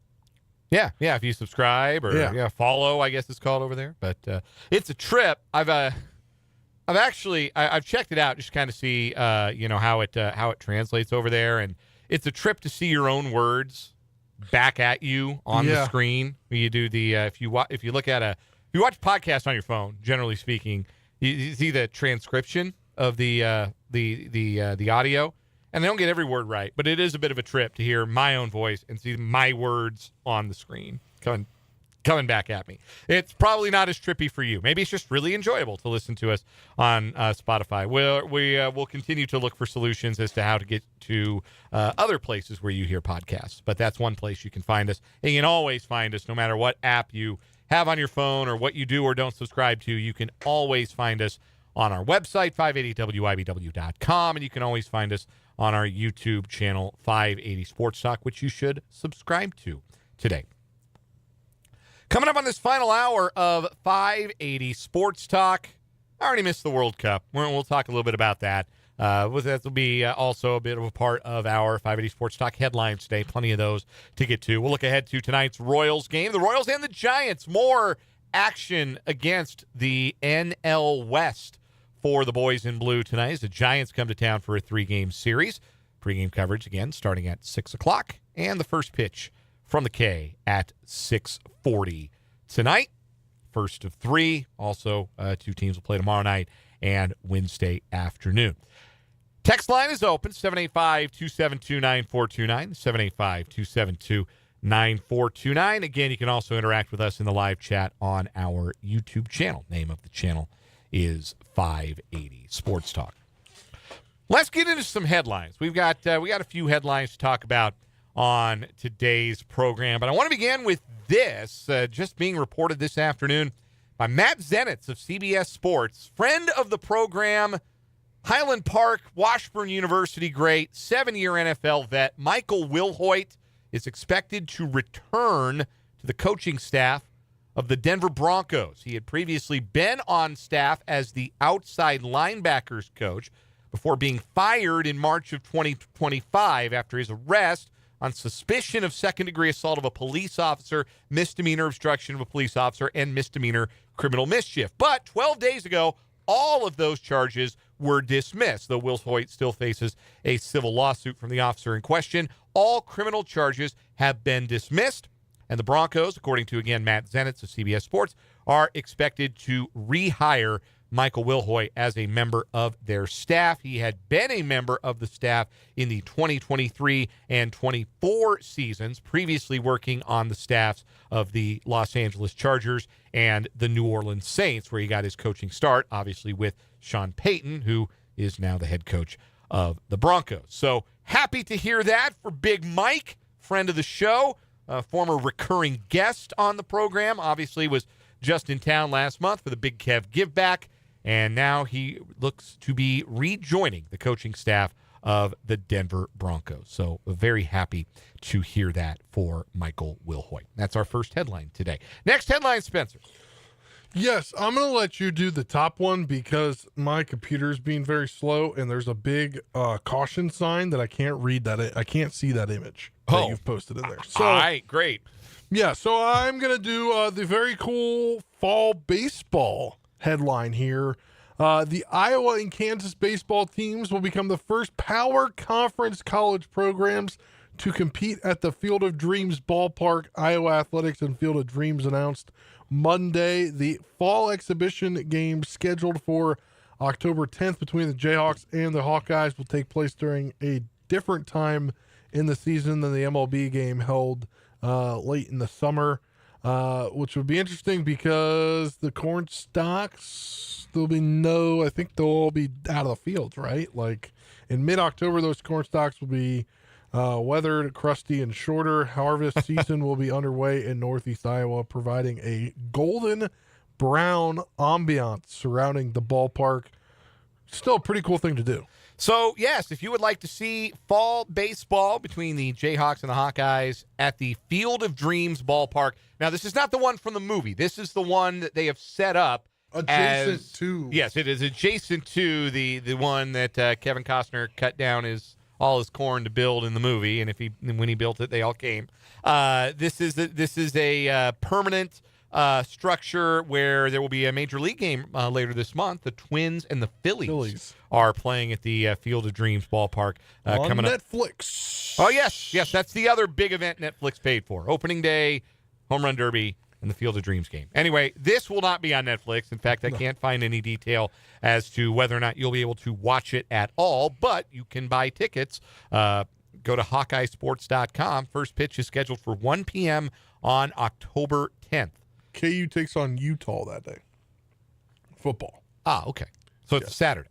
It's a Saturday. Yes. I wonder if there'll be some kind of a live stream for it. But, cool headline, cool opportunity for both the Iowa and Kansas baseball teams. Next headline for me, let's give you the non-conference basketball schedule for the Kansas State Wildcats. It has been finalized. It has been released. We know when they are playing and who they are playing, with a couple of exceptions. We don't know who their second exhibition opponent is going to be, but they will host Mizzou in exhibition action at Bramlage Coliseum on October 23rd. In between that and their official season opener on November 3rd, K-State will fit another exhibition in against an opponent to be determined. The Casey Alexander era officially opens Tuesday, November 3rd at the Octagon when South Dakota State comes calling. That's the start of 5 straight home games for the Wildcats to open the season. Friday night, November 6th against Cal State Northridge.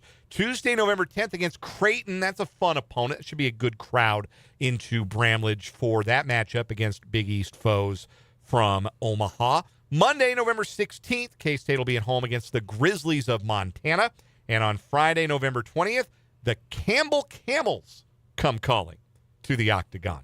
Then, of course, it's the trip to the Players Era 16 in Las Vegas. We already knew about this. The Wildcats will open play in that tournament Tuesday, November 24th, late night, an 11:30 Central Time tip-off. They will play against Gonzaga. Thursday night, they'll play either the winner or the loser between Alabama and Baylor. They will also have games out in Vegas on Friday, November 27th, and Saturday, the 28th. Friday, December 4th is their only true road game of non-conference play, part of the Big 12 Big East series. They will go to New Jersey, and they will play Seton Hall Friday, December 4th. Then back home Tuesday, December 8th against IU Indy, formerly known as IUPUI. I was going to say IUPUI. I used to have an IUPUI hoodie. You know what their slogan was? Why not both? Because it was Indiana University, Purdue University, Indianapolis. It was a shared campus between two of the bigger learning institutions in the state. So why not both? IUPUI. Then Friday, December 11th is the Wildcat Classic, which returns to the T-Mobile Center this year. K-State will play Wichita State. Friday, December 18th, Little Rock comes to Bramlage Coliseum. Then the final 2 non-conference games, both at Bramlage, a week apart. Lindenwood on Monday, December 21st, and Omaha on Monday, December 28th, before the start of Big 12 play. If your first reaction is, that ain't exactly Murderer's Row, well, I understand. But I like the home game against Creighton. I like that. Obviously, they're going to play some good competition at the Players Era 16. Road trip to Seton Hall should be an interesting challenge. I'm glad they're playing Wichita State again, even at a neutral site. And I'm okay if the rest of them are bye games. I would like to see how Casey Alexander's Wildcats show up in these bye games, because quite often Jerome Tang's Wildcats teams did not show up in those bye games and made them a lot closer for comfort than they needed to be, or sometimes just lost them outright. So it will be, I think, a step in the right direction if Kansas State has no issue with the likes of Cal State Northridge or IU Indy or Lindenwood. I would consider that to be positive progress for Kansas State men's basketball in year one of the Casey Alexander era. But I think also, too, if I remember, he maybe was on with Rothstein and he talked about this, or he was on, did his second call or something, Zoom call or whatever it was. There was only one home-and-home series. There was only one scheduled game that was left over from the Tang era. And I believe that was the Seton Hall game. So the rest, him and his staff had to schedule in, a shorter amount of time than, if you were going to play a big-time opponent, they've probably already gotten, most of that scheduling done. And I think you're just going to see this be a little bit more common. Like Kansas is an outlier because they're a big brand. They can schedule other big brands, and you want to test yourself again in a game like that where you're going to get, prime placement on television. You're going to sell out your arena. If you're not one of those blue blood or blue blood adjacent type programs, this is just what your schedule looks like. This is, and there's no impetus to schedule tougher games than this. There's no incentive. It doesn't do you any good. The only thing that matters is, did you win? If you win all these games, that is how you get closer to making the NCAA tournament. Nobody cares if those wins came against Campbell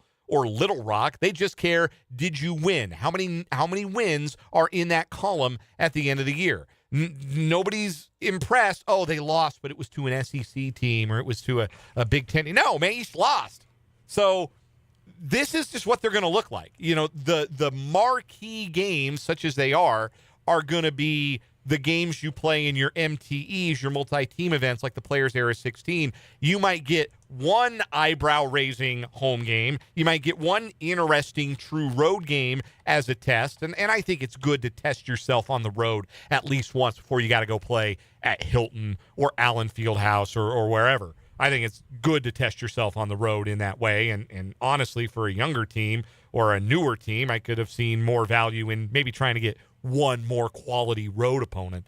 But by and large, not upset with this schedule because this is just how college basketball scheduling is done in the modern era. So there it is. That's your non-conference schedule for Kansas State. The opener, November 3rd, Tuesday night against South Dakota State. I think, too, having to formulate a whole schedule, it takes time. Obviously, we saw the KU non-conference schedule come out a month plus ago, I think, sometime in early to mid-June. So, it's going to take some time when you have a new head coach and you got to call out and see who still has openings when you're putting your schedule out in July, which there's, not a lot of schools that do that.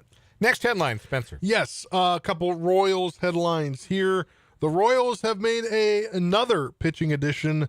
They have signed left-hander Aaron Bummer to a minor league deal, according to John Heyman of the New York Post. The lefty reported to AAA Omaha today and should be in the club's bullpen once the paperwork is officially completed, if it hasn't been already.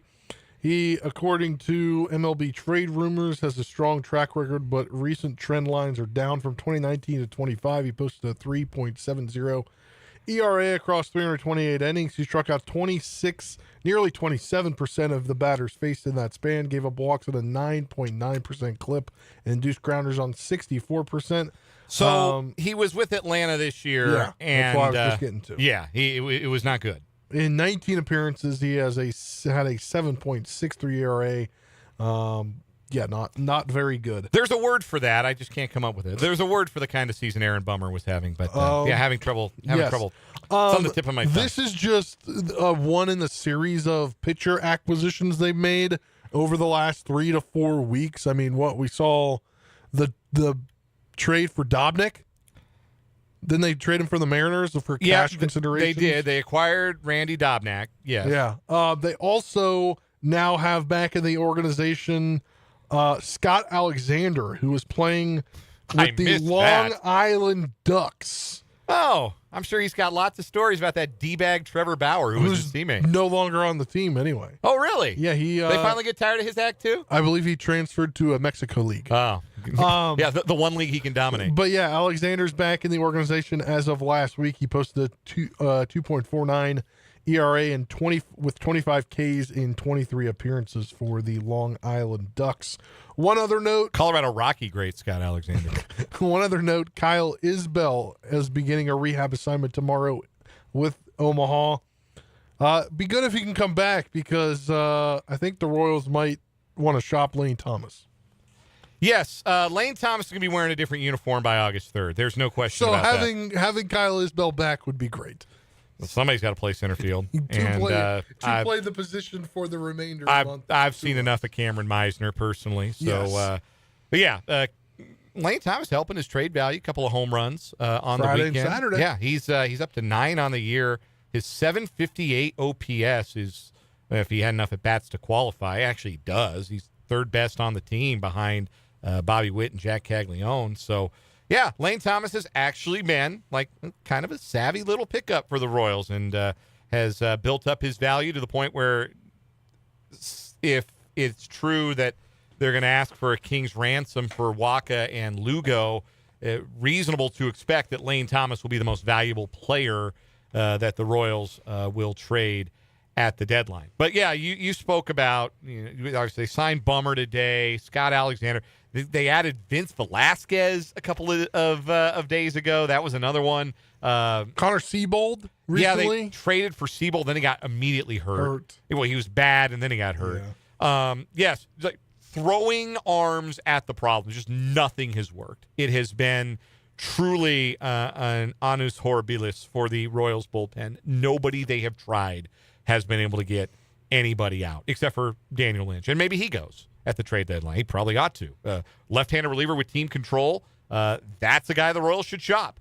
And then I have no idea who's going to, if they trade him and John Schreiber, which they definitely should trade John Schreiber, then I don't know. I've forgotten about John Schreiber. At that point, like, serious question. Yeah. Who is the Royals' best reliever? It's probably Steven Cruz. It's him or Beck Way. How do you feel about that? How do you feel about that? It's not exactly HDH, is it? So that's where the Royals stand right now. And again, the trade deadline is August 3rd. It's that wraparound into Monday for the trade deadline this year. Not much happening league wide in the way of trades yet, like trades of major league guys. It's mostly been sort of fringy. The Cubs went and got. Cubs have already acquired David Peterson, and who else did they get? Aaron Savali. After the A's had designated him for assignment, they went and traded for him. He's kicked around. A couple of other like minor league parts moving, but we're still probably at least a week away before the floodgates really start to open on the Major League Baseball trade deadline. Yeah. Next headline. Let's get to the winner's circle. Ryan Fox is the champion golfer of the year. He wins the 154th Open Championship by one shot over Cameron Young, who took 9 under into the clubhouse and chilled for a couple hours, and it looked like 9 under was going to do it before Ryan Fox birdied 16, somehow managed to only par 17, which if there was a gettable hole down the stretch, it was the par 5 17. He parred 17, but then birdied 18, a 12-foot putt on the 72nd hole to win the championship by one shot. It's just Fox's third career PGA Tour win, though he did win the British PGA over on the European Tour. Obviously, it's his first major championship. It's the first time he's ever really even been close to winner's circle status in the majors. He shot a 62 on Saturday, one of 3 rounds of 8 under par on the weekend, which tied a record for the lowest round ever shot at any major championship. That got him back into the hunt. He was in the final group with Sam Burns, who had a 2-shot lead going into Sunday. Burns ended up shooting a 2 over 72, finishing at 8 under par. And Ryan Fox is your winner. And I want to say this about Ryan Fox. I applaud Ryan Fox because he plays golf fast. Lapsed time between Sam Burns taking his ball out of the cup when he putted out on 18 to give Fox a chance to make the birdie to win it. A lapsed time between Burns pulling his ball out of the hole and Fox stroking his putt, 22 seconds. Ah, yeah. 22 seconds. And he talked about it after the round. Like, he didn't wait around. He's one of the fastest players on tour. He gets up to the ball, makes his decision, takes a swing, hits his shot. He says it so nothing negative has a chance to creep into his mind. But let this be a lesson to all of you who take 6 hours to play your round of golf at Lake Shawnee or Cypress Ridge or wherever in Topeka or any of the other, public courses around here, and it takes you 6 hours to play 18 holes because you think you got to waggle 20 times so that you can pull hook your drive 220 yards into the trees. Just get up there and hit the ball. If it's good enough for a major champion, it's good enough for you. Just get up there and hit it. Yeah. Don't think about it. Get your line, take your practice swing, take your stance, let it rip. I will say, so I was telling you off air earlier today, I turned on the Open right when he was on 17, and I was like, oh, perfect timing. And then I was like, oh, looks like I may be perfect time to see a playoff.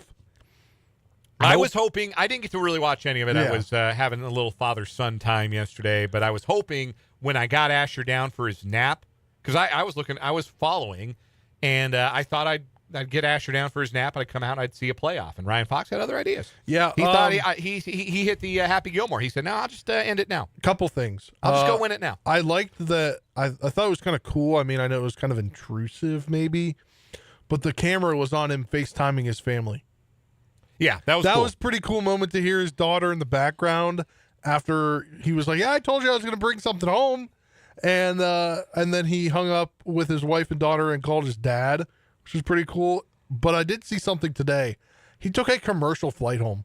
I saw that on X. wonder if he had to check the claret jug. I would imagine no, he did. it was up in the. Oh, He put it up. it was his personal item. It was his. Sure. personal item. No, totally understand that. 39 years old. He had not won stateside before last year. He won one of those alternate events that's during the what are they called? Oh my God. What are they called? The showcase, the signature events. Yeah. He won an opposite field event. He won the Myrtle Beach Classic last year. Then he won the Canadian Open. He beat Burns in a playoff, ironically enough. So he won twice last year. So something must be clicking for the 39-year-old Kiwi. Also, just the third man from New Zealand to ever win a major championship. Also into the winner's circle, Joey Logano. He dominated at North Wilkesboro last night, led 320 of the 450 laps to win his first Cup Series race of the season. I believe that was the first, maybe second time. I could be totally wrong. Back at Wilkesboro? First points race there in like points race. 30 years. Yes. Something like that. I think they had the All-Star race there last it year. was some kind of exhibition. But yeah, that was the first points race they've had at North Wilkesboro in many, many years. So this is normally where we would do the World Cup roundup, but I'm saving it for its own segment because I already missed the World Cup and I want to talk a little bit more about it than just a roundup. So when we come back, the World Cup is over. Spain are the best footballing country in the world. We'll talk about it next on 580 Sports Talk.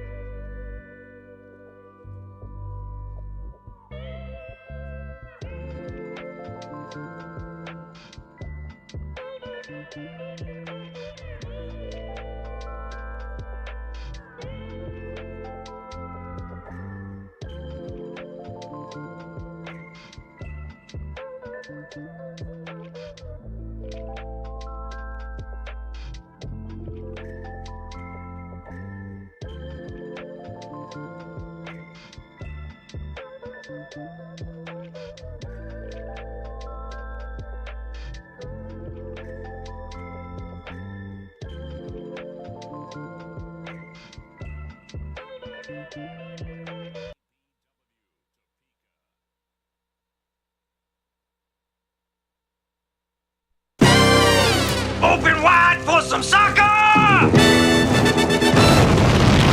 For one last time in 2028, it's the World Cup roundup. 2026. 2026. 2028's the Euros. Next time we get to see best on best international soccer competition. For the last time in 2026, it is the World Cup roundup. Ferran Torres with the winner in extra time for Spain. A 1-0 win over 10-man Argentina. It's the second World Cup in Spain's history.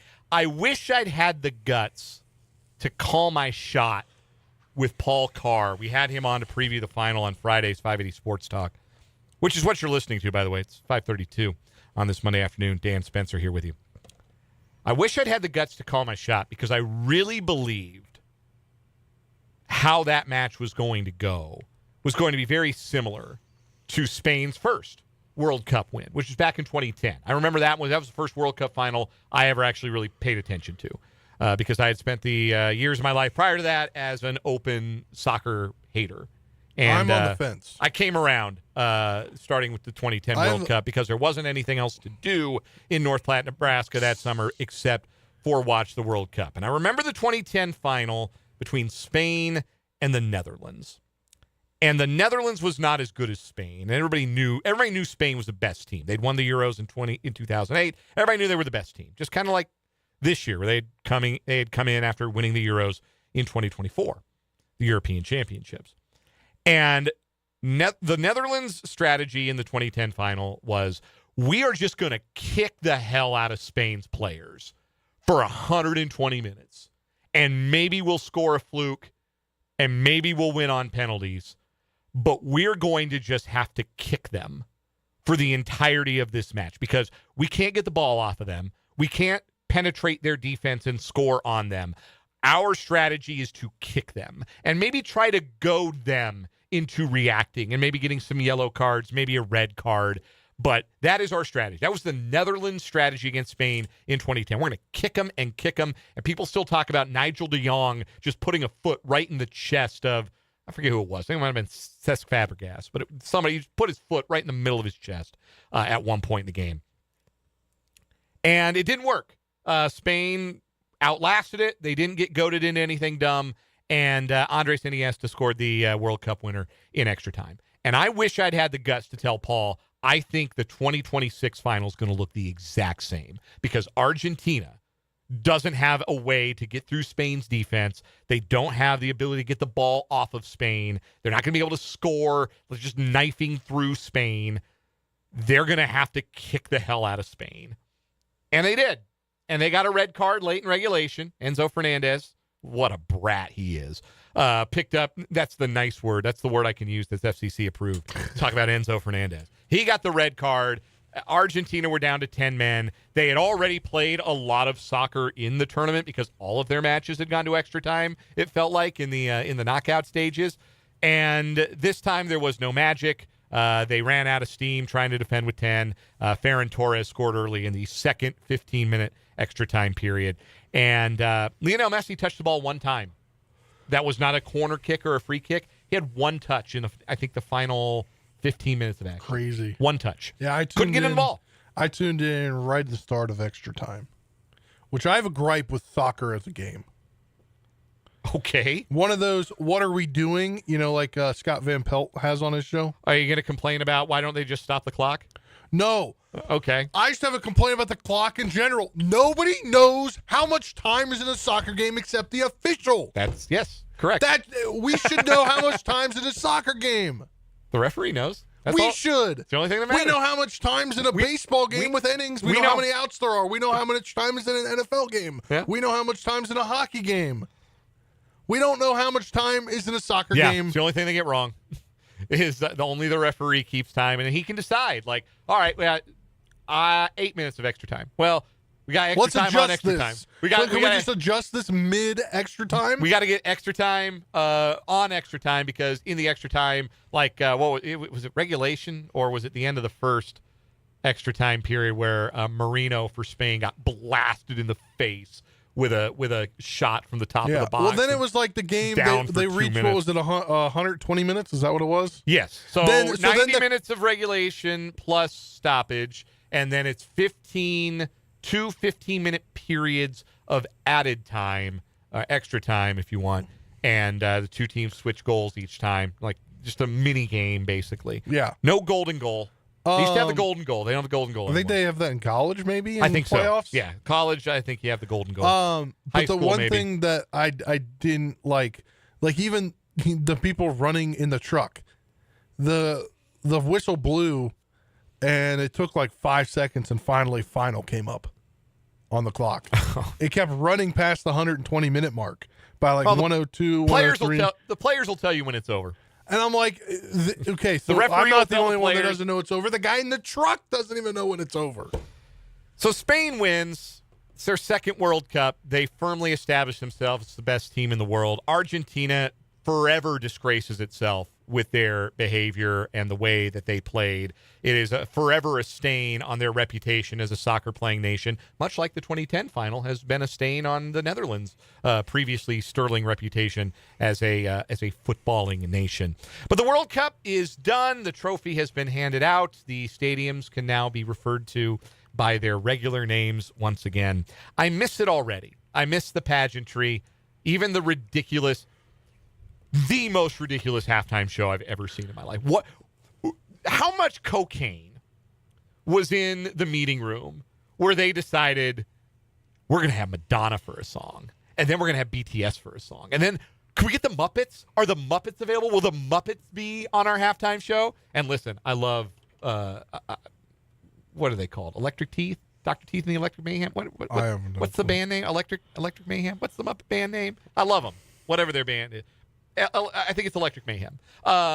Yes, I'm always happy to see the Muppets. But why are the Muppets performing at halftime? Why was there an advertisement for Ted Lasso in the middle of it? Introducing Justin Bieber playing I saw that sad, on X. like a down-tempo song that in no way fit the mood of the event. And then Shakira showed up. Here's a fun fact. Shakira's been to more of the last 6 World Cups than Italy has. I love that. Shakira doesn't age. Let me tell you, those hips still not lying. Still have not told a single falsehood. I will say while the stadiums are happy to get their naming back and have all their naming on everything. Just put the GEH and the A up back on the side of Arrowhead Stadium. And like at Gillette Stadium, hopefully it was the FIFA people that had to go take off all those pieces of tape on every single seat. You know who doesn't want something to change? NFL players. They don't want that surface to change. Yeah, the playing surface wasn't great for the soccer players, but it is much preferred grass natural surface, grass. Much preferred by NFL players. There was a lot made of that in the lead up to the tournament. So I will miss some of the absurdity of it. I will miss getting to know the countries and the traditions and the chants and the songs, the traditions of countries like Cabo Verde and Scotland and Norway and Rock Chalk Algeria. I'll miss those Cinderella stories. I thought the 48-team World Cup ended up actually being a pretty huge success. The more the merrier, as it turns out, when you have a party like the World Cup is. And I enjoyed that. I also really enjoyed having sports to watch during the workday. Like, that's really, at the end of it, I think a big part of, and not everybody is fortunate enough at their job to be able to just, I'm going to turn a TV on and keep an eye on a live sporting event. But, man, if you are, This was a great month and a half. Yeah. Because there were games on during the day every day. You could put something on. There was a game on. It was great. Speaking of day sports, did you see the initiative that the National Hockey League is doing? No. They're playing day games so they can open up to an international audience on weekdays. Interesting. Well, hey, maybe I'll have to put those on too, because I do. I love daytime sports, and that's the best part of the World Cup to me was that it was just there. It was constant. It was every day. It was something new. It was a joyful experience. It was a joyful month and a half here in the United States and Mexico and Canada. And FIFA made $15 billion. So everybody wins. Those are the early revenue projections that FIFA made off with $15 billion on this. So, yes, at the earliest convenience, earliest opportunity, which I believe is 2038, they're coming back. So for those who thought, oh, man, this might be a once-in-a-lifetime deal, hopefully you got 12 more years in you. Because the next one, 2030, that's Saudi Arabia. 2034 is Saudi Arabia. 2030 is Spain/Morocco. And then 2038 is up in the air, and I bet we get it back. I bet FIFA comes right on back. Get some of that sweet, sweet revenue. Because unlike all these other places, we don't really have to build the stadiums. They're already there. We just got to resurface them. But the stadiums are already there. Aren't they trying to get... Oh, I think you're going to get to it right now. Yeah, we had a question for the 785 asking if we're going to get the Women's World Cup in the United States in 2031. Yeah, I don't see why not. I think, does FIFA want to make money or not? Yeah, I think KC Mo Mayor Quentin Lucas has talked about that. And the biggest question is, he wants it played at Kansas City Stadium, not at the new KCK Stadium. Yeah, not be 2031. I guess we'd see what would be open, I suppose. But anyhow, FIFA wants to come back here. They're always welcome. We clearly know how to put on a pretty fun soccer party for the rest of the world. So that does it for the World Cup. But Women's World Cup's next year in Brazil, June 24th to July 25th. And if you would like to watch a World Cup where there are actually reasonably high expectations that the United States meets, welcome to the Women's World Cup. Hope you'll join me. I'll be watching that in a year. And then the Euros in 2028. And then the World Cup in 2030. We can do this all over again. But that does it for the World Cup roundup. Open wide for some soccer. Let's take a break. We'll come back. Royals-Giants tonight. Neither team having a great year. 2015 feels very, very far away. We'll talk about it next year on 580 Sports Talk.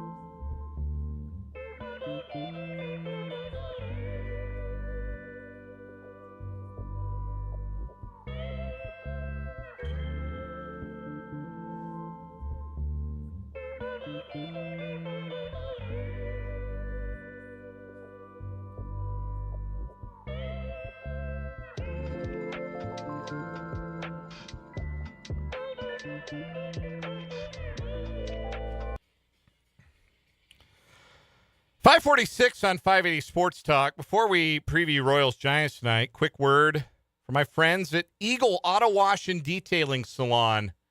I was in there today. I decided I needed to shine my vehicle up. And when I tell you, I don't think my cars look that good since I bought it.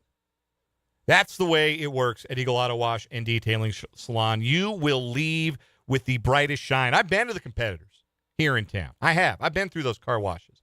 I don't get a better experience there than I do when I go to the locally owned and operated Eagle Auto Wash and Detailing Salon. The full-service car wash gives you the brightest shine, also gets your car vacuumed out, everything touched up on the inside. My car's looking great, smelling great. I got the vanilla the car scent today. I went with the vanilla. Really, I need really to go there and get me a really car happy with that, Joy. Listen, when was the last time you got your car washed? You always feel better driving around I have to car. wash my own car because I have a roof rack. Well, you always feel better about But yes, driving a clean car, whenever right? I get it done, it feels great. It's like having a fresh pair of shoes or a nice clean fit that you just got. A brand new haircut. You feel so much better when you're driving around in a clean car, and nobody's doing it better, and nobody's doing it for less than the good folks at Eagle Auto Wash and Detailing Salon. So soar with the Eagle once a week. Eagle Auto Wash and Detailing Salon in Fairlawn Plaza.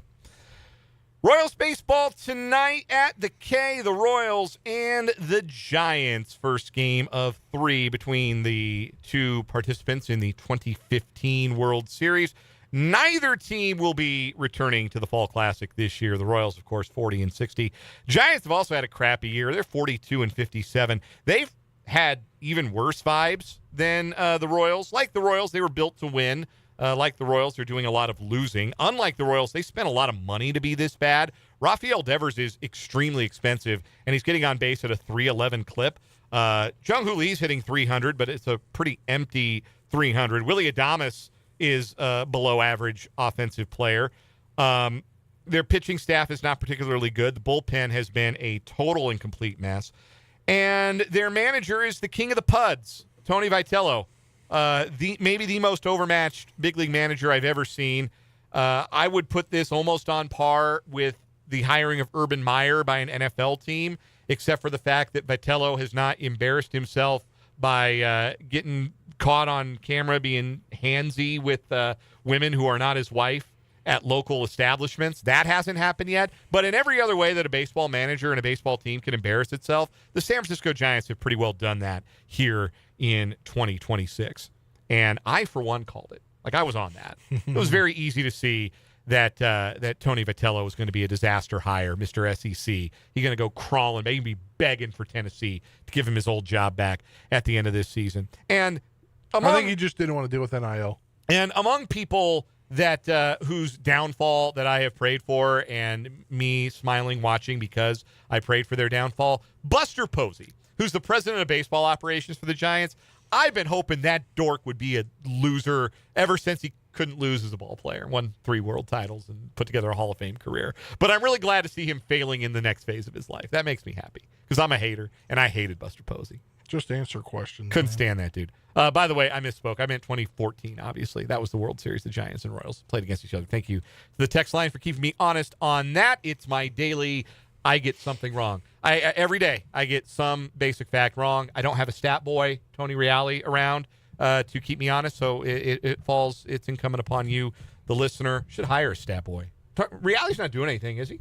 Would he come and be stat boy? Maybe. For me? I don't think he's I don't know. He's not on TV anymore. Yeah. To my knowledge, maybe he'd come and be my stat boy. Me getting a basic fact wrong, and Matt Strom giving up a home run. Some things you can set your watch to on a daily basis. The lineup tonight for the Royals: Carter Jensen will catch and lead off. Bobby Witt Jr.'s back in there at short after he got yesterday off, and boy, did the Royals look the part of a team that wasn't playing its best player. Jack Caglione in right field. Lane Thomas hitting cleanup in center. Vinny Pasquantino at first. Salvador Perez, the DH. Michael Massey's at second. Josh Rojas at third. And Isaac Collins in left behind Michael Wacha, the all-star, making his first start of the second half. That lineup will face Trevor McDonald, whose first name I had already forgotten and had to go look up again. The lineup for San Francisco: Luis Ariz pursuing a fourth batting title, and he may just get it yet. He's hitting .326. He's at second base. Bryce Eldridge, who is very tall, is the first baseman batting second. Casey Schmidt is at third, batting third. Rafael Devers is the DH at cleanup. Then Elliot Ramos in left field. Young-Hoo Lee in right. Willie Adames at short. Drew Gilbert, very annoying player, in center field. Daniel Susak doing the catching and batting ninth. It's a grim series. We're not technically to the dog day. Maybe we are. Maybe you'd call it's the hottest day of the year here in Topeka, so maybe these are the dog days. But this is grim viewing. Again, it's not like there's nothing to watch and get excited about with regards to these Royals. Obviously, Bobby Michael Witt Jr. back in the Waka, lineup. the highlight of tonight's game. Waka's an all-star. Caglione homered on Saturday. He's up to 16 on the year, leading the ball club. Jensen had the walk-off on Friday. There are guys, cathedrals everywhere for those with eyes to see, even on a 40 and 60 baseball team. Pre-game at 6 o'clock coming up here in just a bit, and the first pitch at 6:40. We're going to take one more time out, but before we do, I want caller number 1, fastest fingers, 785-272-9429. I got a pair of tickets for you to go see the TBT at Lee Arena here in Topeka on Wednesday night, 7 o'clock tip-off. JHX Hoops, Purple Rain in the TBT. Fastest fingers gets a pair of tickets. 785-272-9429. I got a pair of tickets with your name on them for Wednesday night's TBT game. 785-272-9429. Back to wrap up the show after this.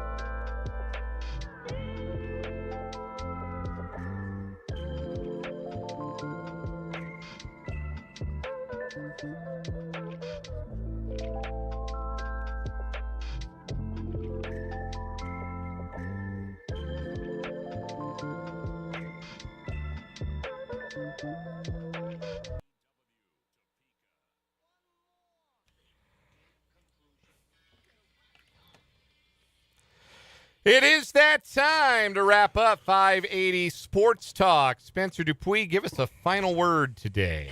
Yeah, I watched Quarterback last week, the new season, the Netflix docuseries where they follow around quarterbacks for a year for the season. And the quarterbacks featured Jaden Daniels, Cam Ward, Joe Flacco, and there was another one now. No, there was somebody else, but I can't remember who at this point off the top of my head. But, man, inject that into my system. I'm ready for football. We're at the week for the Chiefs. Patrick Mahomes and the rookies are reporting on Friday, I think, right? Maybe Saturday? Friday is report day. Yes. The NFL camps are opening across the league starting this week, and we are just a few weeks away from NFL football. I know the Hall of Fame game isn't really a game. It's not really fun. But, man, just to see football back, I'm super excited. Final word for me today There are some things I wouldn't admit if you had me staring down the barrel of a gun. And needing to use AI to come up with motivational speeches for the football team I coach would absolutely be one of those things. And yet, this is the start to an article at The Athletic today by Zach Berman. Nick Sirianni discovered ChatGPT this offseason. Apparently, motivational materials running a bit low for the Eagles head coach.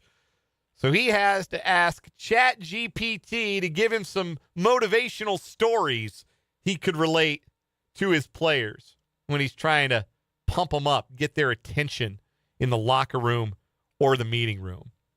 Personally, if that were not the thing I could do without the assistance of artificial intelligence, I wouldn't want to admit that to anybody. Because for me, if I were Nick Sirianni in particular, I might think this will burnish my reputation as being a bit of a pud, being a bit of a dork, as maybe being lucky to have the Super Bowl ring I do have, and maybe being on borrowed time there in Philadelphia. I already hated the guy. I think a lot of people don't really care for Nick Sirianni. I certainly don't care for Nick Sirianni. And what's funny about it, later on in the article, he, in a roundtable interview, was talking about ChatGPT and couldn't come up with the letters. So, yeah, I would not admit that if you had me at the point of a gun or a knife or anything, that I needed AI to motivate my team. But you do you, Nick Sirianni. We're back tomorrow from 3 to 6. Royals Baseball's next. For Spencer, I'm Dan. Good night.